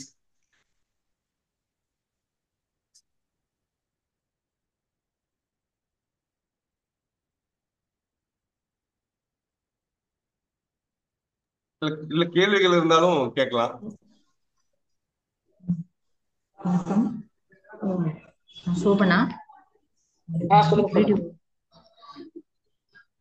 சொல்லுங்க. முதல்ல வந்து நன்மாறன் அவருக்கு வந்து நான் என்னோட பெரிய நன்றியை சொல்லிக்கிறேன். ஏன் அப்படின்னு சொன்னா, இப்போ குறிப்பிட்ட காலகட்டத்துக்கு தேவையான விஷயங்களை வந்து பேச வேண்டியதுதான் நம்ம வந்து அந்த சமூக சூழ்நிலைக்கு செய்யக்கூடிய ஒரு பெரிய ஆஹ் சேவைன்னு கூட சொல்லலாம். நம்ம பண்ண வேண்டிய முக்கியமான கடமை அது. ஒரு டார்வின் அப்படின்னு வரும்பொழுது ஏன் வந்து ஆஹ் கடவுளை நம்புறவங்க அத்தனை பேரும் வரிஞ்சு கட்டிட்டு வந்து எதிர்ப்பாங்க அப்படின்னு சொல்லி பாத்தீங்க அப்படின்னு சொன்னா, முதல்ல அவர் தான் வந்து முன் வைக்கிறாரு இந்த நேச்சுரல் செலக்ஷன் தியரிய. பட் அதுக்கப்புறம் எத்தனையோ நாத்திகவாதிகள் வராங்க, கடவுள் மறுப்பாளர்கள் வராங்க. பட் ஏன் டார்வினை இந்த அளவுக்கு எதிர்க்கிறாங்க எல்லாரும் அப்படின்னு சொல்லி பாத்தீங்க அப்படின்னு சொன்னா, அவர் வந்து அறிவியல் பூர்வமான ஒரு விடையை வந்து கடவுள் மறுப்பு கொடுக்குறாரு. மத்தவங்களால கொடுக்க முடியாத அந்த அறிவியல் பூர்வமான விடையை வந்து அவரால் தைரியமா கொடுக்க முடியுது. நிறைய இயற்பியலாளர்கள் பாத்தீங்கன்னு சொன்னா அவங்களும் வந்து மறுப்பாங்க கடவுளை. ஆனா அவங்களால சில விஷயங்களுக்கு மேல ஒரு உறுதியான விளக்கங்களை கொடுக்க முடியாது. பட் டார்வின் வந்து ரொம்ப ரொம்ப தெளிவான உதாரணங்களோட கொடுத்திருப்பாரு. ஒரு பறவையினுடைய மூக்கை தான் அவர் முதல்ல அவதானிச்சிருப்பாரு. மெயின்லேண்ட்ல இருக்கிறதுக்கும் தீவுல இருக்கிற பறவைகளும் வந்து எப்படி மூக்குல மாறுது அப்படிங்கறது அவருடைய ஒரு அவதானிப்பா இருந்தது. இப்போ பள்ளிகள்ல பாத்தீங்கன்னா இப்ப சிபிஎஸ்சில டார்வினை பத்தின பாடமே வந்து 10th எடுத்துட்டாங்க. ஸோ அந்த அளவுக்கு வந்து ஒரு வலதுசாரிகளை வந்து அஜிடேட் பண்ணக்கூடிய ஒரு விஷயமா வந்து டார்வின் இருக்கிற சமயத்துல நம்ம அவருடைய இந்த 231 நினைக்கிறேன் அவரோட பிறந்த நாளை வந்து நம்ம எல்லாருமே நம்மளால முடிஞ்ச அளவுக்கு சிறப்பா கொண்டாடிட்டு இருக்கோம். அதுல நன்மாறன் பாத்தீங்க அப்படின்னு சொன்னா தொடர்ந்து அறிவியலை வந்து ரொம்ப எளிமையாவும் புரிஞ்சுக்கிற வகையாவும் தொடர்ந்து எழுதிட்டு இருக்காரு. நான் அவருடைய கட்டுரைகளை வந்து என்னோட குழந்தைங்களுக்கு படிச்சு காட்டுவேன். குறிப்பா சில விஷயங்கள் பாத்தீங்க அப்படின்னு சொன்னா ரொம்ப தெளிவா எளிமையான நடையில சின்ன குழந்தைங்களுக்கு புரியுற மாதிரி சொல்லுவாரு. ஸோ அதுதான் வந்து அவருடைய பெரிய ஸ்ட்ரென்த். நான் அவரை சந்திச்சு அவரை விசாரிச்சு பேசினப்ப அவர் வந்து அறிவியல் பின்புலத்துல இருந்து வராதவர்னு தெரிஞ்சப்ப எனக்கு இன்னும் கொஞ்சம் திகைப்பாவே இருந்தது. எவ்வளவு அழகா இதை புரிஞ்சுக்கிட்டு இவ்வளவு தூரம் அவர் எக்ஸ்பிளைன் பண்றாருன்னா அவருக்கு அது மேல இருக்கக்கூடிய ஆர்வம் தான் அப்படிங்கிறது புரிஞ்சுது. அதனால அவருக்கு என்னுடைய வாழ்த்துக்களை தெரிவிச்சுக்கிறேன். இன்னைக்கும் ரொம்ப அழகா பேசினாரு. டார்வினுக்கு வந்து ஏன் இவ்வளவு காலம் ஆயிடுச்சு இதை சொல்றதுக்கு அப்படின்னா, அவர் முன்வைத்த வாதங்கள் எல்லாமே வந்து ரொம்ப ரொம்ப என்ன சொல்றது சரியானதாகும். அந்த கால சூழ்நிலை அப்படி இருந்தது அப்படிங்கிறத நமக்கு எடுத்து விளக்கி சொல்றதாகவும் இருந்தது. ஒரே ஒரு சின்ன விஷயம், நான் இந்த இடத்துல டெக்னிக்கல் பர்சன் எப்பவுமே ஆல்வேஸ் கான்சென்ட்ரேட்டட் அந்த டெக்னிக்கல் மேட்டர்ன்ற மாதிரி அந்த வாட்ச் மேக்கர் தியரி அப்படிங்கிறது என்ன அப்படின்னு சொன்னா, நம்ம காட்டுல நடந்து போயிட்டு இருக்கும் பொழுது கால்ல வந்து ஒரு கல்லு இடறது அப்படின்னு சொன்னா நமக்கு வந்து அது வந்து ஒரு இயற்கையான விஷயம். ஆனா அந்த இடத்துல வந்து நம்ம கால்ல ஒரு கடிகாரம் இடரும் பொழுது அந்த கடிகாரம் வந்து அங்க தானா வந்திருக்க வாய்ப்பு இல்லை. சோ யாரோ ஒருத்தர் உருவாக்கிட்டு அந்த கடிகாரத்தை போட்டுப்பாங்க அப்படிங்கறதுதான் வந்து அதனால அது மாதிரி கடவுள் வந்து நம்மளை உருவாக்கிதான் இந்த பூமியில போட்டிருக்காரு அப்படிங்கறதுதான் வாட்ச் மேக்கர் தியரி அப்படின்னு சொல்லுவாங்க. இந்த வாட்ச் மேக்கர் தியரிய வந்து ரொம்ப உகந்த அறிவியல் விளக்கங்களோட மறுத்தது வந்து ரிச்சர்ட் டாக்கின்ஸ். அவர் வந்து இத வந்து வேற பல அறிவியல் சோதனைகளை வச்சு மறுத்துட்டு கடைசியா என்ன சொல்றாருன்னா, அப்படி கடவுள் வந்து இந்த மாதிரி ஒரு கடிகாரத்தை போட்டு நம்மளை உருவாக்கி இருக்கிற மாதிரி விஷயம் தான் சொன்னா அந்த கடவுளை வந்து ஒரு கடிகாரக்காரனா வந்து உருவமைச்சிருப்பாங்க அந்த வாட்ச் மேக்கர் தியரியில. சோ அப்ப டாக்கின்ஸ் என்ன சொல்றாருன்னா, அப்படி ஒரு கடிகாரக்காரன் நம்மளை வந்து உருவாக்கியிருக்கான்னா அவன் ஒரு குருடன் அப்படின்னு சொல்லுவார். அதாவது நடக்கக்கூடிய இந்த இயற்கை தேர்வுகள் வந்து ரேண்டமானது, அதுக்கு வந்து ஒரு இலக்கு இல்ல, தற்செயலா நிகழுது. இப்போ ஒரு நல்ல பலசாலியா இருக்கிறவங்க பாத்தீங்கன்னா சடனா வந்து இறந்து போகலாம். ரொம்ப பூஞ்சையா இருக்கிறவங்க பாத்தீங்கன்னா ஒரு 30, 40, 50 வருஷம் கூட அவனுடைய நோயால அவன் வாழ்ந்துட முடியும். இது ரெண்டுமே வந்து தற்செயலானது மட்டும் இல்ல, இதனுடைய தொடர் நிகழ்வுகள் எப்படி இருக்குங்கிறதும் நம்ம அனுமானிக்க முடியாது. இது ஒரு குருட்டுத்தனமான நிகழ்வு அப்படிங்கறத ரிச்சர்ட் டாக்கின்ஸ் முன் வைக்கிற அந்த பிளைண்ட் வாட்ச்மேக்கர் தியரி அப்படிங்கிறது ஆஹ் நம்மளுடைய அறிவியல் சார்ந்து இயங்குறவங்க எல்லாருக்குமே வந்து நான் டார்வினை வந்து மாஸ்டர் அண்ட் குருன்னு தான் சொல்லுவேன். ஏன்னா அந்த அளவுக்கு வந்து முக்கியமா வந்து அவரோட காலகட்டம் வந்து இப்ப தம்பி ரொம்ப அழகா விளக்கி சொன்னாரு. நமக்கு யாருமே பேச முடியாத ஒரு சூழல், நீங்க வந்து கடவுளை மறுத்தீங்கன்னு சொன்னா கொலையே பண்ணிருவாங்க, அந்த மாதிரியான ஒரு சூழல்ல தான் அவர் வாழ்ந்தாரு. அவர் வீட்டிலேயுமே அவருக்கு எதிர்ப்பு இருந்தது. அவர் மனைவி வந்து எம்மா வந்து தீவிர இறை நம்பிக்கையாளர். அதனால அவரால் ஓப்பனா வந்து கடவுள் இல்லைன்னு சொல்ல முடியல. ஆனா பட் அவருடைய ஆய்வுகள் வந்து கடவுள் இல்லைங்கிறதான் அழகா வந்து ப்ரூவ் பண்ணுச்சு அப்படிங்கறத வந்து அவர் ரொம்ப நல்லா சொன்னாரு.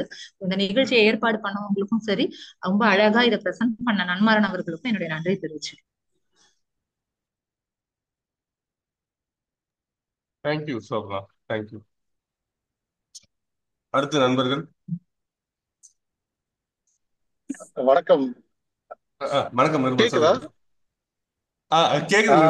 நன்மாறன் ஐயா, தேங்க்யூ. தமிழ்நாடு சயின்ஸ் ஃபோரம்க்கு நன்றி. இப்படி ஒரு இந்த நாள்ல வந்து இந்த மாதிரி ஒரு ஈவெண்ட் அரேஞ்ச் பண்ணதுக்கு. பிளஸ் டார்வினோட வாழ்க்கையை வந்து பல தடவை படிச்சிருந்தாலும் ஒவ்வொரு தடவை கேட்கிறப்ப ஒரு புதுசா ஒரு விஷயம் வரும். ஸோ அதை வந்து இன்னைக்கு வந்து கன்சைஸா வந்து ரொம்ப ஷார்ட்டா சொன்ன நன்மாறன் ஐயாக்கு நன்றி. ஒரே ஒரு கருத்து தான் சொல்ல வந்தேன். அதாவது இன்னைக்கு டார்வினோட அந்த டைம் லைன் பாக்குறப்போ அந்த முதல் கண்டுபிடிப்பை ஆல்ஃபிரட் ரசல் வாலஸோட சேர்ந்து ரெண்டு பேருமே லினயன் சொசைட்டில வந்து ப்ரெசென்ட் பண்ணுவாங்க. ஒரு ப்ராப்பர் சயின்டிபிக் பேப்பர் மாதிரி ப்ரெசென்ட் பண்ணுவாங்க. அந்த இதை வந்து யாருமே கண்டுக்க மாட்டாங்க. அதாவது எல்லாருமே கேட்டுட்டு ஒரு கேள்வி கூட கேட்காம எல்லாருமே திரும்பி வீட்டுக்கு போயிடுவாங்க. ஆனா டார்வினோட இந்த ஆரிஜின் ஆஃப் ஸ்பீஷிஸ், டார்வினோட ஐடியாஸ் வந்து எப்போ ஒரு பெரிய பேசு பொருள் ஆனது அப்படிங்கிறது காரணம் வந்து அவரோட on the origin of species புத்தகம் தான். ஏன்னா ஒரு சயின்ஸ் கம்யூனிகேஷன், அதாவது சயின்டிபிக் டிஸ்கவரி வந்து ஒரு ஒரு ஒரு சொசைட்டில நடந்துட்டு இருந்தாலும் ஒரு சயின்ஸ் கம்யூனிகேஷனோட இம்பாக்ட் வந்து எப்படி அப்படிங்கிறதுக்கான கிளாசிக் எக்ஸாம்பிள் வந்து டார்வினோட லைஃப். அதாவது ரசலோட பப்ளிஷ் பண்ற அந்த சயின்டிபிக் பேப்பரை வந்து அறிவியலாளர்களாக அந்த லினயன் சொசைட்டி இருக்கிற யாருக்குமே கண்டுக்கல. ஆனா டார்வின் வந்து ஆரிஜின் ஆஃப் ஸ்பீஷிஸ் புக் வந்து ஏன் வேறுபடுது அப்படின்னா அந்த புக்கு வந்து எல்லாருக்கும் புரியுற லாங்குவேஜ்ல பொது மக்களுக்காக எழுதப்பட்ட ஒரு புத்தகம். அதனாலதான் பாத்தீங்கன்னா அந்த புத்தகத்தை வந்து உடனடியாக அந்த விக்டோரியன் சொசைட்டில இருக்க எல்லாருமே படிச்சு அந்த புக்கு வந்து இன்ஸ்டன்ட் ஹிட் ஆனது. ஸோ டார்வினோட அப்பார்ட் ஐ மீன் சோபனா சொன்ன மாதிரி one of the greatest scientist ever lived. என்னை பொறுத்த வரைக்கும் டொப்ஷான்ஸ்கி அப்படின்னு சொல்லிட்டு ஒரு ரஷ்யன் அமெரிக்கன் பயாலஜிஸ்ட், அவர் சொல்றது என்ன அப்படின்னா இன்னைக்கு வரைக்கும் அது வந்து உண்மையா இருக்கு. 80s சொன்னது. அதாவது நத்திங் இந்த பயாலஜில வந்து nothing make sense without the light of evolution. அதாவது எவல்யூஷனரி பிரின்சிபல்ஸ் இல்லாம உயிரியல் துறையில வந்து எதையுமே அவங்களால விளக்க முடியாது அப்படிங்கிறது உண்டு. அது வந்து சோசியோ பயாலஜியா இருந்தாலும் சரி, இன்னைக்கு வந்து ஜெனட்டிக்ஸ் அண்ட் மாலிகுலர் பயாலஜின்னு சொல்லிட்டு எவ்வளவு அட்வான்ஸ்மெண்ட் வந்தாலும் டார்வின் அந்த 1800s 1850s பப்ளிஷ் பண்ண ஐடியாஸ் வந்து இன்னைக்கு வரைக்கும் வேலிடா இருக்கிறதுக்கு ஒரு காரணம் வந்து அவரோட அந்த டெடிகேஷன் அந்த அந்த meticulous research. Plus not only ஒரு சயின்ஸை பொறுத்த வரைக்கும் சயின்ஸ் இப்படிதான் செய்யணுங்கிறத தவிர அந்த சயின்ஸை வந்து எப்படி கம்யூனிகேட் பண்ணணும் அப்படிங்கிறதுக்கான ஒரு கிளாசிக் எக்ஸாம்பிள் வந்து ஆரிஜின் ஆஃப் ஸ்பீஷிஸ். அதாவது விஞ்ஞானிகள் வந்து தங்களோட அறிவியல் கண்டுபிடிப்புகளை வந்து பொதுமக்களுக்கு எடுத்து சொல்றதன் மூலமாக எவ்வளவு பெரிய மாற்றங்களை கொண்டு வரலாம் அப்படிங்கிறத வந்து நமக்கு காட்டினவர் வந்து சார்ல்ஸ் டார்வின். ஸோ இந்த ஒரு கான்சைஸ் இதுல இது வந்து ரொம்ப பெரிய ஒரு அவரோட வாழ்க்கை வரலாறு வந்து ரொம்ப டீட்டெயில். என்ன விஷயம்னா நிறைய விஷயத்த அவர் வந்து லெட்டர் மூலமா எழுதியிருக்காரு. அவரோட வாழ்க்கை வரலாறு வந்து இது வரைக்கும் எந்த ஒரு விஞ்ஞானி போல இல்லாமல் இவரோட வாழ்க்கை வந்து அவ்வளவு டாக்குமெண்டடா இருக்கு. ஸோ முடிக்கிறதுக்கு முன்னாடி நான் ஒரே ஒரு விஷயம் சொல்லிடுறேன். டார்வினோட வாழ்க்கையை பத்தி படிக்கணும் அப்படின்னா நீங்க வந்து ஏட்ரியன் டெஸ்மண்ட்னு சொல்லிட்டு ஒரு ஒரு பயோகிராஃபர், அவரோட புத்தகம் படிக்கலாம். இன்னொன்னு வந்து அந்த இடைப்பட்ட காலம், அந்த ரசல்ட் இருந்து அந்த லெட்டர் வருது, அதுக்கப்புறம் அந்த புத்தகத்தை பப்ளிஷ் பண்றதுக்கு ஒரு கேப் இருக்கு. அந்த கேப்போட முக்கியமான ஒரு காரணம் வந்து அவரோட மகனோட மரணம், ஆனி டார்வின். அதை வந்து ரொம்ப அருமையா வந்து ஒரு புத்தகமா வந்தது வந்து ராண்டால் கெய்ன்ஸ் சொல்லிட்டு டார்வினோட கொள்ளு பேரன் அவர் எழுதின ஒரு புக்கு, ஆனிஸ் பாக்ஸ்னு ஒரு புக்கு. அதை பேஸ் பண்ணி கிரியேஷன் ஒரு படமும் வந்து பால் பெட்டினி நடிச்ச ஒரு படம். அந்த படத்துல பாத்தீங்கன்னா அந்த அந்த டார்மெண்ட் ஆஃப் டார்வின், அந்த டார்வின் வந்து எவ்வளவு கஷ்டப்பட்டாரு, அதாவது சொந்த வாழ்க்கையில உடல் ரீதியாகவும் மன ரீதியாகவும் எவ்வளவு கஷ்டப்பட்டு அந்த புக்கை பப்ளிஷ் பண்ணாருங்கிறது வந்து அந்த புத்தகத்திலும் அந்த படத்துலயும் வந்து ரொம்ப மூவிங்கா சொல்லியிருப்பாங்க. ஸோ அது என்னோட ஒரு சின்ன ஒரு கருத்து. அஹ் தமிழ்நாடு சயின்ஸ் போறதுக்கும் இந்த லெக்சர்ல அருமையா ப்ரெசென்ட் பண்ண நண்பர் எனக்கும் நன்றி. தேங்க்யூ நிர்மலா. எனக்கு அந்த போட்டோ லிங்க் எனக்கு அனுப்புங்க வாட்ஸ்அப்ல, நான் ஷேர் பண்றேன் எல்லாருக்கும். கண்டிப்பா கண்டிப்பா. Thank you thank you. அது ஒரு குறிப்பிட்ட ஒரு இடத்துல வந்து டார்வின் தன்னை டெவிலோட பிரதிநிதி அப்படிங்கிற ஒரு விஷயத்தையும் சொல்றாரு. ஒரு கடிதத்துல வந்து இந்த பூமியை கடவுள் தான் படைச்சாங்க, இயற்கை கடவுள் வந்து ரொம்ப அருமையா இயற்கையை உருவாக்கியிருக்காருன்னு சொல்றப்ப அதுல இருக்கிற ரொம்ப ஒரு இயற்கை வந்து ரொம்ப குரூயலான ஒரு விஷயத்த என் கையால நான் எழுதுறேன், நான் ஒரு சாத்தானோட பிரதிநிதிங்கிற மாதிரி டெவில் ஸ்டாம்ப்ளைன் அப்படிங்கிற ஒரு வார்த்தையை வர டார்வின் யூஸ் பண்ணியிருப்பாரு ஒரு இடத்துல. அதுலயே வந்து அவரு கடவுளுக்கு எதிரான ஒரு பார்வையை வந்து அந்த ஒரு சின்ன ஒரு வார்த்தையிலேயே வச்சுட்டு போயிடுவாரு. ஆனா நேரடியா சொல்லியிருக்க மாட்டாரு.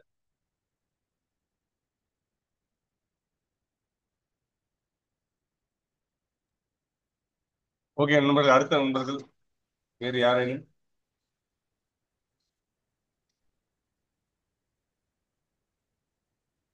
டார்வினுக்கான ட்ரிபியூட்டாவும் சொல்லலாம்.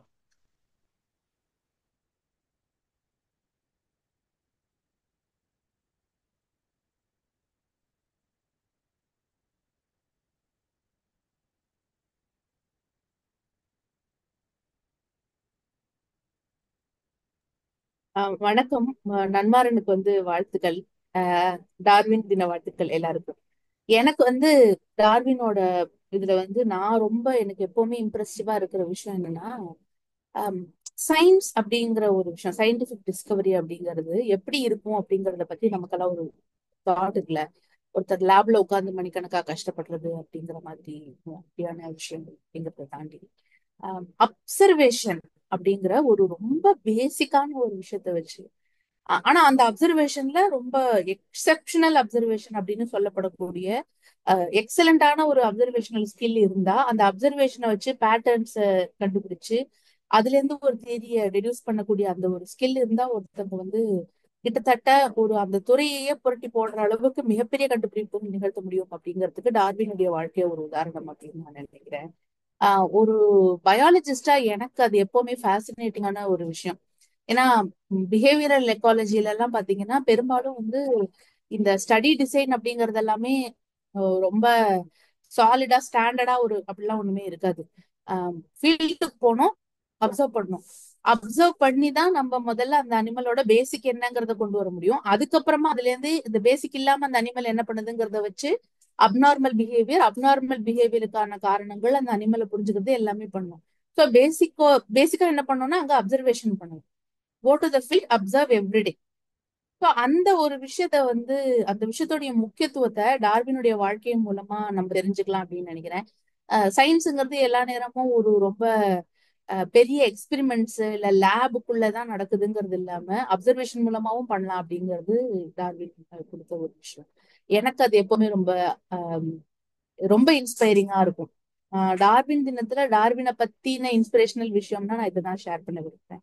அண்ட் இந்த ஒரு நிகழ்ச்சியை வந்து அறிவியல் இயக்கத்துடைய ஈரோடு மாவட்ட கிளை ஏற்பாடு பண்ணியிருக்கிறதும் ரொம்ப ஒரு முக்கியமான விஷயம். எல்லாருமே நிறைய தடவை சொன்ன மாதிரி இன்னைக்கு இருக்கக்கூடிய அரசியல் மற்றும் சமூக சூழ்நிலையில பரிணாம கொள்கையை பற்றி மீண்டும் மீண்டும் பேசுவதும் விவாதிப்பதுமே ஒரு ஒரு மிகப்பெரிய ஒரு ஸ்டேட்மெண்டா இருக்கு. அதை வந்து அறிவியல் பூர்வமா செஞ்சுட்டு இருக்கிற தமிழ்நாடு அறிவியல் இயக்கத்துக்கு உண்மையிலே பாராட்டுதல்களை தெரிவிச்சுக்கிறேன். நன்றி.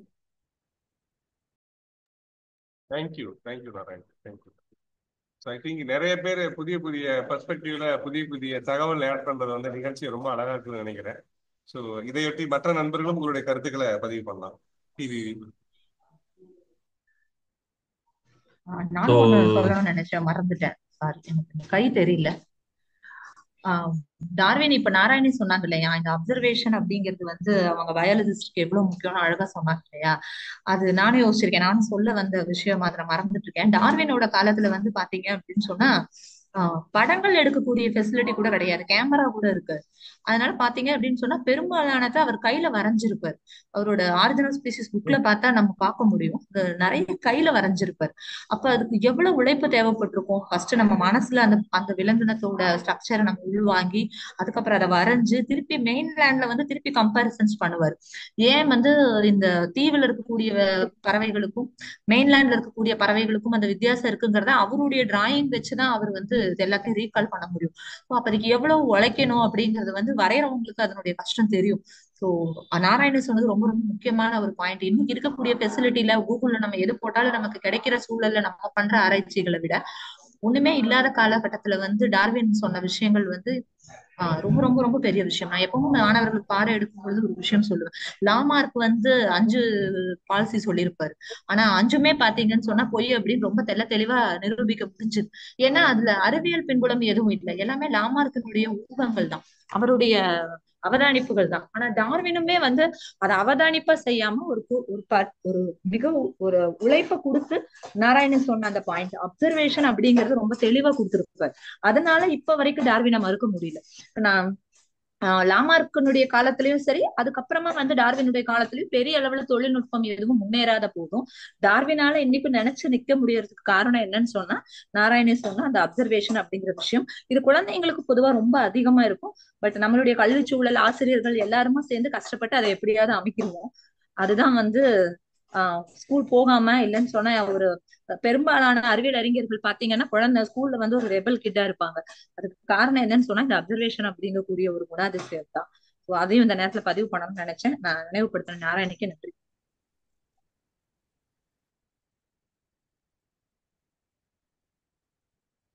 ஒன்னு ஆட் பண்ணலாமா? Please TV please. Okay. So இந்த டார்வின் தினத்தை வந்து கொண்டாடுற இந்த அறிவியல் இயக்கம் எல்லோருக்கும் மிக்க நன்றி. ரொம்ப நல்ல விஷயம்.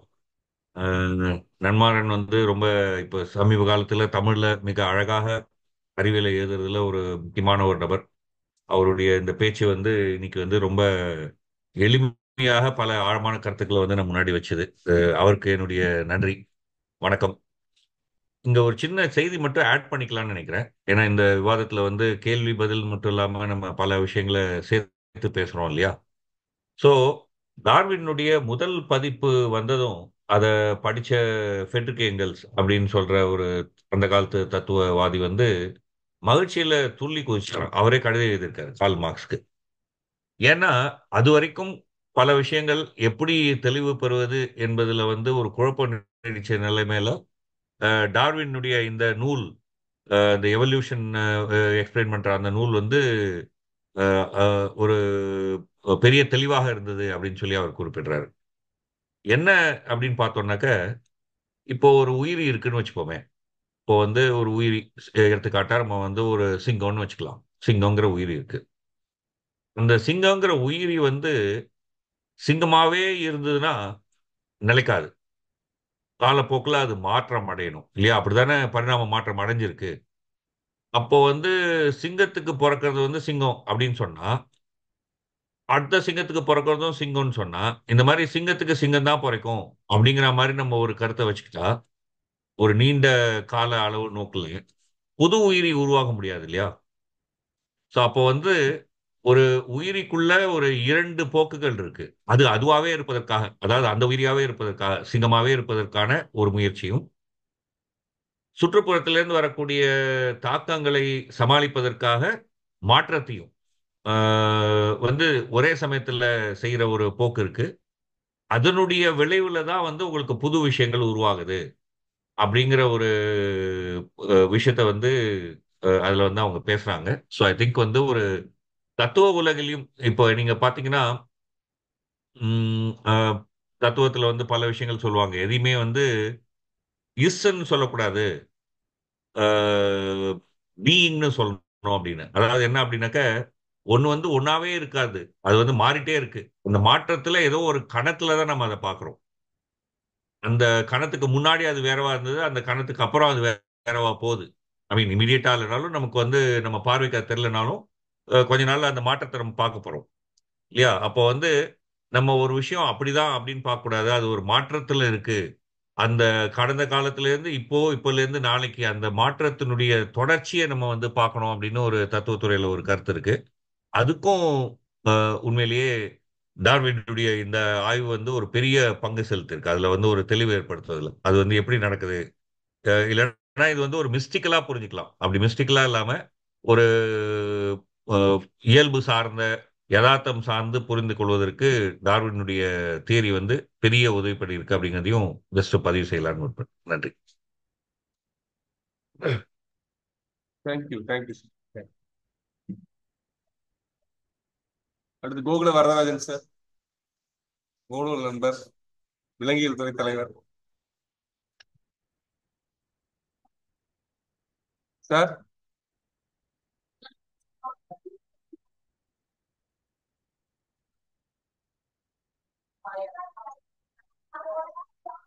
ஏய் ஏய்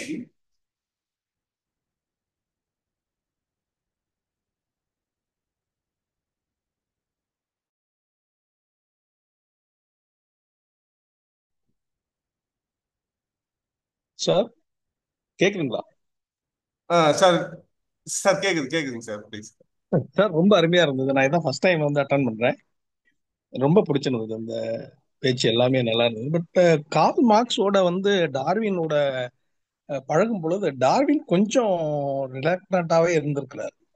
இந்த கடவுள் மறுப்பு கொள்கையை வந்து அவர் வந்து அவ்வளவு தெளிவா சொன்ன மாதிரி கார்ல் மார்க்ஸ் வந்து ரெக்கார்ட் பண்ணல.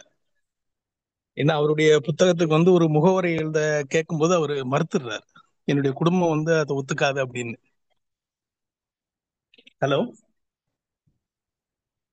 கேக்குதுங்களா? கேக்குது சார், கேக்குது சார். அந்த ஒரு விஷயத்துல வந்து கார்ல் மார்க்ஸ் வந்து இவருடைய தன்னுடைய புத்தகத்துக்கே முகவுரை எழுத சொல்றாரு. அந்த டயத்துல வந்து இவர் மறுக்கிறாரு. அதே மாதிரி இன்னொரு இடத்துல ஆர்கியாப்டெரிக்ஸ் கண்டுபிடிச்ச டயத்துல வந்து இவர் வந்து எக்ஸைட் ஆகி சொல்லல. தன்னுடைய கருத்துக்கு உகந்த ஒரு விஷயம் வந்து கண்டுபிடிக்கப்பட்ட போது இவர் வந்து ரொம்ப எக்ஸைட் ஆகாம அப்படியே அமைதியாவே இருந்துட்டார். அது ஏன்னு புரியல. இது ரெண்டு விஷயங்கள் வந்து கொஞ்சம் நெருடலாவே இருக்குது அவருடைய லைஃப்ல.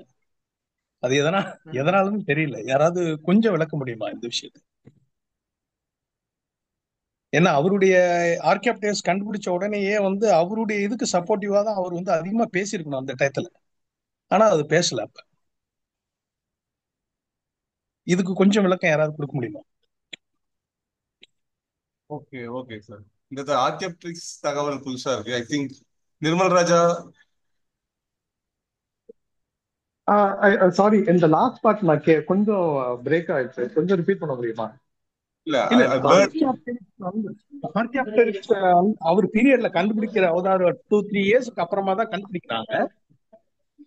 62 ஐ திங்க், 59ல இவர் வருது, அது 62ல கண்டுபிடிக்கிறாங்கன்னு நினைக்கிறேன். ஆமா, கேக்குங்களா? ஒரு ஃபர்ஸ்ட் அந்த பெர்லின் ஸ்பெசிமென் வருது. அதுக்கப்புறம் ரிச்சர்ட் ஓவன் வந்து ஒரு ஸ்பெசிமென் வந்து லண்டன் மியூசியம் கொண்டு போவார். அத வந்து இவர் வந்து ரொம்ப ஒரு எக்ஸைட்மெண்டோட வந்து பேச இல்லாம ரொம்ப அடக்கி வாசிச்சிருக்கிறாரு அந்த டயத்துல. கரெக்ட். ஏன்னா ஆர்கியாப்டெரிக்ஸ் வந்து நல்லா பெருசா பேசுறது தாமஸ் ஹக்ஸ்லி. ரொம்ப இன்ட்ரோவர்ட்டா இருக்கிறவரான்னு ஒரு ஒரு உளவில். ஏன்னா நீங்க சொல்றது கரெக்ட். ஏன்னா இவர் வந்து அதே நேரத்துல இந்த கேம்பிரியன் ஃபாசில்ஸும் வந்து கண்டுபிடிக்கிறாங்க.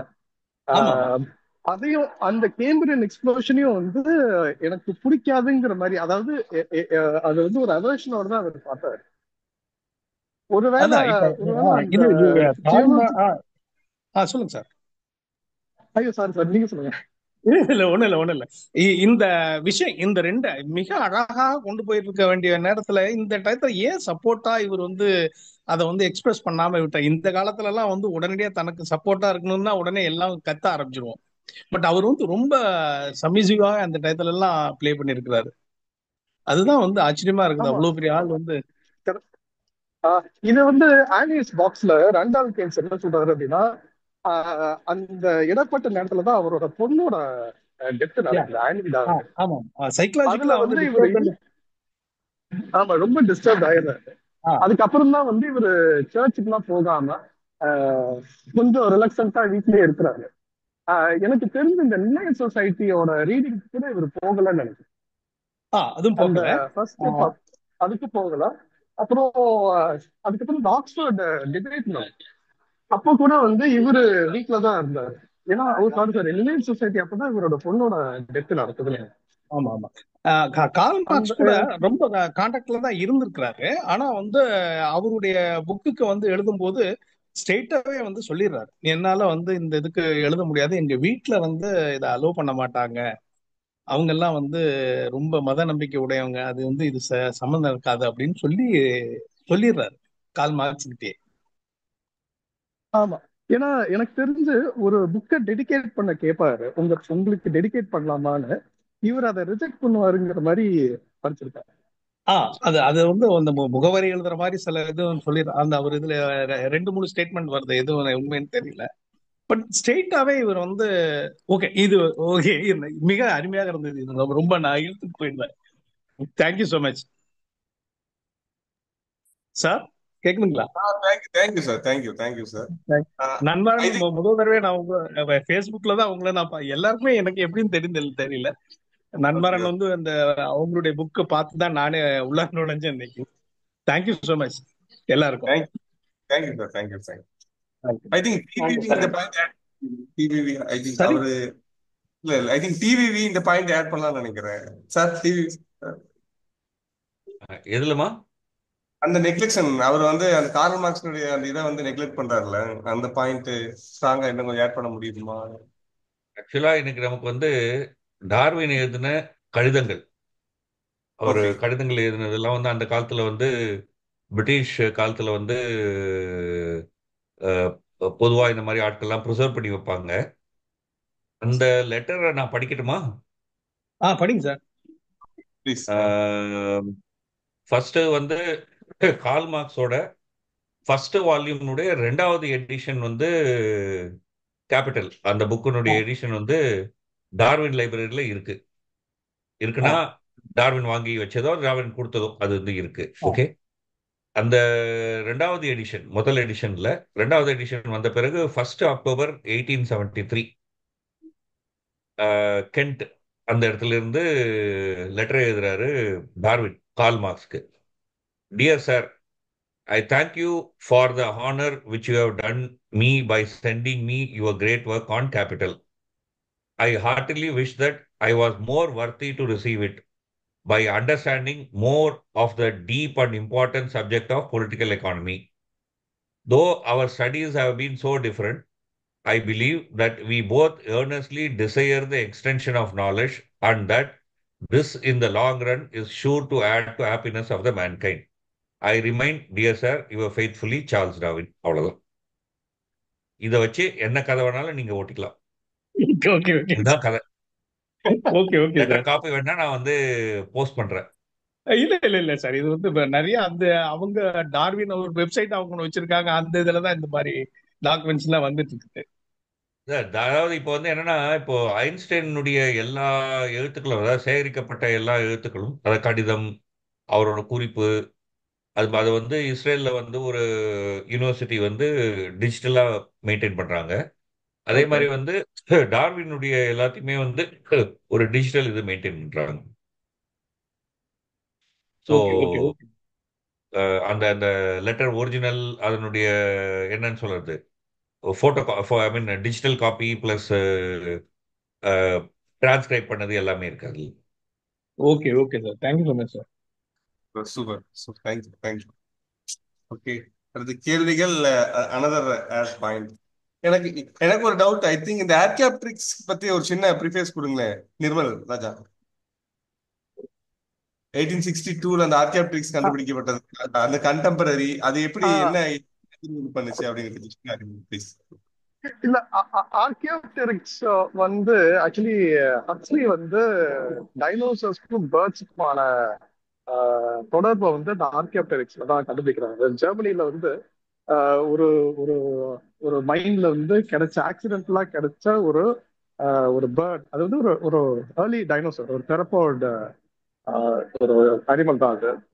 ஸோ இதுல என்ன ஆர்கியோபெரிக்ஸ்ல என்ன ஒரு பெரிய ஒரு மற்ற ஃபாசில்ஸ்ல இல்லாத ஒரு விஷயம் என்ன அப்படின்னா அதோட ப்ரிசர்வேஷன். ஸோ பேலியன்டாலஜில வந்து அதை லாங்கஸ்டாங் அப்படின்னு சொல்லுவாங்க, ஒரு ஜெர்மன் வேர்டு. அதாவது ஒரு ஒரு ஃபைன் செடிமெண்ட்ல வந்து ப்ரிசர்வ் ஆகக்கூடிய அனிமல்ஸோட டெலிகேட் டீடைல்ஸ், அதர்வைஸ் அதாவது ஃபாசிலைசேஷன்ல வந்து அந்த ஃபைன் டீடைல்ஸ், அந்த ஸ்கின் இம்ப்ரெஷன், ஃபெதர்ஸ், அந்த மாதிரி ஒரு டெலிகேட்டான விஷயம் வந்து ஈஸியா வந்து அழிஞ்சு போயிடும். ஆனா ஆர்கியோப்டெரிக்ஸ் அந்த ப்ரிசர்வேஷன், அந்த நடந்த இடம் வந்து ஒரு ஒரு ஃபைன் செடிமெண்ட், ஒரு அந்த என்வாயர்மெண்ட், லாக்குஸ்ட்ரீன் என்வாயர்மெண்ட் சொல்லுவாங்க, தண்ணி ஓடக்கூடிய ஒரு என்வாயர்மெண்ட். ஸோ அதுல வந்து ஆர்கியோப்டெரிக்ஸ் வந்து ப்ரிசர்வ் ஆகுது. இதுல என்ன ஒரு ஒரு பெரிய பிரச்சனை அப்படின்னா, பிரச்சனைன்னு சொல்றதை விட அவங்க கிரியேஷனிஸ்ட்ல ஒரு பிரச்சனை அவங்க ஆர்குமெண்ட்டை கொண்டு வருது அப்படின்னா, இது வந்து ஒரு டிரான்சிஷனல் ஃபாசில் அப்படின்னு சொல்லுவாங்க. ஜுராசிக் டைம் பீரியட்ல உள்ள ஒரு அனிமல். ஸோ அது பாத்தீங்கன்னா பேர்ட் லைக் ஃபீச்சர்ஸ் நிறைய இருக்கு. அதாவது ஒரு ஒரு ஒரு தெரப்போட், ஒரு 2 கால்ல மீட் ஈட்டிங் டைனோசருக்கு தேவையான விஷயங்கள் எல்லாமே இருக்கு. அதாவது 2 கால், அதுல வந்து நகங்கள், கிளாஸ், டேலண்ட், அந்த மாதிரி எல்லாம் இருக்கு. அதே நேரத்துல வந்து ஃபெதர்ஸ் வந்து அவ்வளோ பர்ஃபெக்டா ப்ரிசர்வ் ஆயிருக்கு. பிளஸ் அதோட பேர்ட் லைக் ஃபீச்சர்ஸோட முக்கியமான ஒரு விஷயம் என்னன்னா அதோட அதோட ஆடைகள்ல வந்து பற்கள். ஸோ இது இது வந்து ஒரு பெர்ஃபெக்டான ஒரு ஒரு எக்ஸாம்பிள். அதாவது இன்னைக்கு வந்து கிளைடிஸ்டிக்லயே நம்ம சொல்லலாம், பேர்ட்ஸ் வந்து டைனோசர்ஸ்ல இருந்து டிசெண்ட் ஆகல, பட் பேர்ட்ஸே பார்த்தீங்கன்னா ஒரு விதத்துல வந்து டைனோசர்ஸ் தான், living dinosaur. So one of the early avian dinosaurs வந்து ஆர்கியோப்டெரிக்ஸ். அது வந்து பறந்துச்சா பறக்கலையா அப்படிங்கிறது வந்து ஒரு ஒரு டிபேட் இருக்கு. பட் ஸ்டில் ஒரு பேர்ட், ஒரு டைனோசர்ஸ் டு பேர்ட் டிரான்சிஷனை வந்து அழகா எக்ஸ்பிளைன் பண்ணக்கூடிய ஒரு ஃபாசில் வந்து அது ஆர்கியோப்டெரிக்ஸ். நிறைய ஃபாசில்ஸ் கிடைச்சிருக்கு. கிடைக்கிற நிறைய ஃபாசில்ஸ்ல வந்து லண்டன் ஸ்பெசிமன் ரொம்ப ஃபேமஸானது ஒன்று, இன்னொன்று பெர்லின் ஸ்பெசிமன் ஃபேமஸானது ஒன்று. அதுல ஒன்று வந்து தலை இல்லாம இருக்கும், பட் அந்த ஃபெதர் ஃபீச்சர்ஸ் எல்லாம் ப்ரிசர்வ் ஆயிருக்கும். இன்னொன்னு பாத்தீங்கன்னா தலையும் சேர்ந்து ப்ரிசர்வ் ஆயிருக்கும். ஸோ அது வந்து ஒரு ஆர்கியோப்டெரிக்ஸ் ஒரு இம்பார்ட்டன்ஸ். 1800s கண்டுபிடிச்சாலும் டார்வின் காலத்துல, அதாவது இந்த டிரான்சிஷன் ஒரு ஸ்பீஷிஸ்ல இருந்து இன்னொரு ஸ்பீஷிஸா மாறுறதுக்கு வந்து அந்த ஃபீச்சர்ஸ் வந்து ஷேர் ஆயிடும். ஸோ அதை வந்து ஒரு ஒரு ட்ரையல் எக்ஸாம்பிளா, அதாவது டிரான்சிஷனல் ஃபாசில் அப்படிங்கிற மாதிரி சொல்றதன் மூலமாக தான் ஆர்கியோப்டெரிக்ஸ் வந்து ஒரு இது ரொம்ப ஃபேமஸான ஒரு இது. அதுல வந்து நிறைய டிபேட் இருந்தாலும் one of the very finest details. அதுக்கப்புறம் பாத்தீங்கன்னா இன்னைக்கு வந்து சைனால வந்து சைனோசாப்டெரிக்ஸ், கான்ஃபியூஷனோரஸ் சொல்லிட்டு நிறைய பேர்ட் லைக் டைனோசர்ஸ்லாம் வந்து நமக்கு கிடைக்குது. ஸோ அதுல இருந்து நம்ம தெரிஞ்சுக்க கூடிய விஷயம் என்ன அப்படின்னா, கேடி எக்ஸ்டிங்ஷன் 66 மில்லியன் இயர்ஸ்க்கு முன்னாடி அந்த எக்ஸ்டிங்ஷன் இவன் நடந்தப்போ எல்லா டைனோசர்ஸும் மொத்தமா அழிஞ்சு போகல. ஒன்லி த நான் ஏவியன் டைனோசர்ஸ் அண்ட் எக்ஸ்டிங். பறக்க முடியாத பறவைகளாக மாறாத டைனோசர்ஸ் எல்லாம் அழிஞ்சு போயிடுச்சு. அதே நேரத்துல ஏவியன் டைனோசர்ஸ், இன்னைக்கு பேர்ட்ஸா நம்ம கூடி இருக்கிற அனைத்து விலங்குகளும் வந்து தப்பிச்சிருச்சு அப்படின்னு ஒரு இது. அந்த இதை எக்ஸ்பிளைன் பண்ணக்கூடிய முக்கியமான ஒரு ஏர்லி பேர்டு வந்து ஆர்கியோப்டெரிக்ஸ். அது பேரே பார்த்தீங்கன்னா ஏர்லி பேர்டுன்னு தான் வரும்.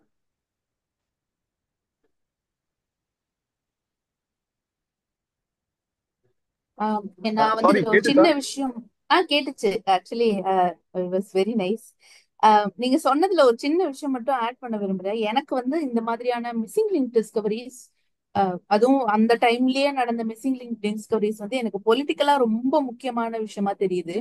ஏன்னா என்னதான் வந்து தியரி திஸ் அண்ட் தட்ங்கிற மாதிரி எல்லாம் சொன்னாலுமே, ஃபாசில்ஸ் இருக்கு அப்படின்னாலுமே அடிக்கடி வந்து இந்த எவல்யூஷனுக்கு அகெயின்ஸ்டா பேசக்கூடியவங்க, கிரியேஷனிஸ்ட் எல்லாருமே கேட்டு ஜஸ்ட் லைக் தட் வந்து ஒரு ஒரு இது பண்ணி விடுற ஒரு கொஸ்டினா என்ன இருந்துச்சுன்னா, நிஜமாவே இந்த அனிமல் எவால்வ் ஆகி இந்த அனிமல் வந்திருக்கு அப்படின்னா அந்த மிஸ்ஸிங் லிங்க் எங்க, நடுவுல ஒண்ணு இருக்கணும்ல, ஒரு டிரான்சிஷனல் ஸ்பீஷிஸ் ஒண்ணு இருக்கணும்ல, அது எங்க, 2 அனிமலோட ஃபீச்சரும் மிக்ஸா இருக்கிற மாதிரி ஒரு ஸ்பீஷிஸ் இருக்கணும்ல அப்படின்னு கேட்பாங்க. உண்மையிலே இந்த மாதிரி every time missing link species is discovered, அது இந்த இந்த எவல்யூஷனோட ஆக்சுவல் ப்ரூஃபை வந்து அது வந்து கொடுத்துக்கிட்டே இருக்கு. எவல்யூஷனோட ஸ்ட்ரென்த்தை வந்து இன்னும் அது இன்க்ரீஸ் பண்ணுது இல்லையா? So politically it's also very important. It's not just scientifically exciting, it's politically helping a lot to cement the evolution theory and make it more firmly stand against creationism. Exactly. ஆனா ஒரு ஒரு ஒரு evolutionary point of வியூல வந்து not இந்த டிபேட்ல இறங்காம evolutionary point of வியூல வந்து missing லிங்க்ங்கிற கான்செப்டே வந்து ஒரு விதத்துல வந்து ஒரு மிஸ்லீடிங்கான கான்செப்ட். அதாவது மிஸ்ஸிங் லிங்க்னா எல்லாரும் என்ன நினைக்கிறாங்கன்னா ஸ்பீஷிஸ் ஏ ஸ்பீஷிஸ் ஏல இருந்து ஜெட்டா மாறணும்னா இடையில நிறைய ஒரு கிரேடியன்ட் மாதிரி தான் இருக்கும். ஸோ ஒரே ஒரு அனிமல்ல இருந்து டக்குன்னு அடுத்த ஸ்பீஷிஸ் மாறாது. ஸோ ஃபாசில் ரெக்கார்டை பொறுத்த வரைக்கும் every fossil that we discover, every species that we describe is a missing link. அந்த மாதிரி தான். ஏன்னா ரெண்டு ரெண்டு ஒரு ஸ்கேல்ல வந்து ஒரு லைன் வரைஞ்சிட்டு 2 புள்ளி வச்சுட்டு இடையில எத்தனை புள்ளின்னு கேட்டா countless amount of dots. So இந்த டாட் தான் சொல்லி இதுல இருந்து தான் ஏன்னா இது வந்து அந்த எவல்யூஷனை இது பண்றவங்க ரிஜெக்ட் பண்றவங்க வந்து அவங்களுக்கு புரியாத ஒரு விஷயம், அதாவது புரியாத மாதிரி நடிக்கிறாங்களோ அப்படிங்கிற ஒரு விஷயம். பிளஸ் அதே மாதிரி டார்வின் வந்து அவ்வளோ ஈஸியா எழுதினாலும் அவரை மாதிரி இன்னைக்கு அவரை தப்பா புரிஞ்சுக்கிட்ட, அதாவது இது வரைக்கும் most misunderstood person in history of science வந்து undoubtedly it should be Darwin. ஏன்னா அவ்வளவு கிளியரா எழுதியிருந்தாலும் நீங்க சொன்ன மாதிரி அந்த பொலிட்டிக்கல் அண்ட் ரிலிஜியஸ் ரீசன்னால புரிஞ்சுக்க மாட்டேன்னு சொல்றவங்க தான் ஜாஸ்தி. That's very true. Like you said, எவல்யூஷன்ல நிறைய இது இருக்குல்ல. There is punctuated equilibrium. ஒரு லீனியரா எவல்யூஷனை கற்பனை பண்ணவே முடியாதுதான். ஆனா இந்த மாதிரியான ஒரு விஷயம் வரும்போது இந்த சைடு கொஞ்சம் ஸ்ட்ரென்தன் ஆகுது. ஏன்னா இன்னி வரைக்குமே எவல்யூஷனை வந்து கன்வின்ஸ் பண்ற ஒரு ஸ்டேஜ்ல தான் இருக்கும். எத்தனையோ ஆண்டுகள் ஆனாலும் இன்னி வரைக்கும் கன்வின்ஸ் பண்ணதான் ஸ்டேஜ்ல தான் இருக்கோங்கிறப்போ இந்த மாதிரியான சில டிஸ்கவரிஸ் கொஞ்சம் வெயிட்டேஜ் கூட வருது. Yeah, like I agree with what you said. Super super, thank you. I think 8:30 ஆயிடுச்சு. ஸோ வேற நண்பர்கள் வேறு யாரேனும் நான் வைண்ட் அப் பண்ணிடலாம்.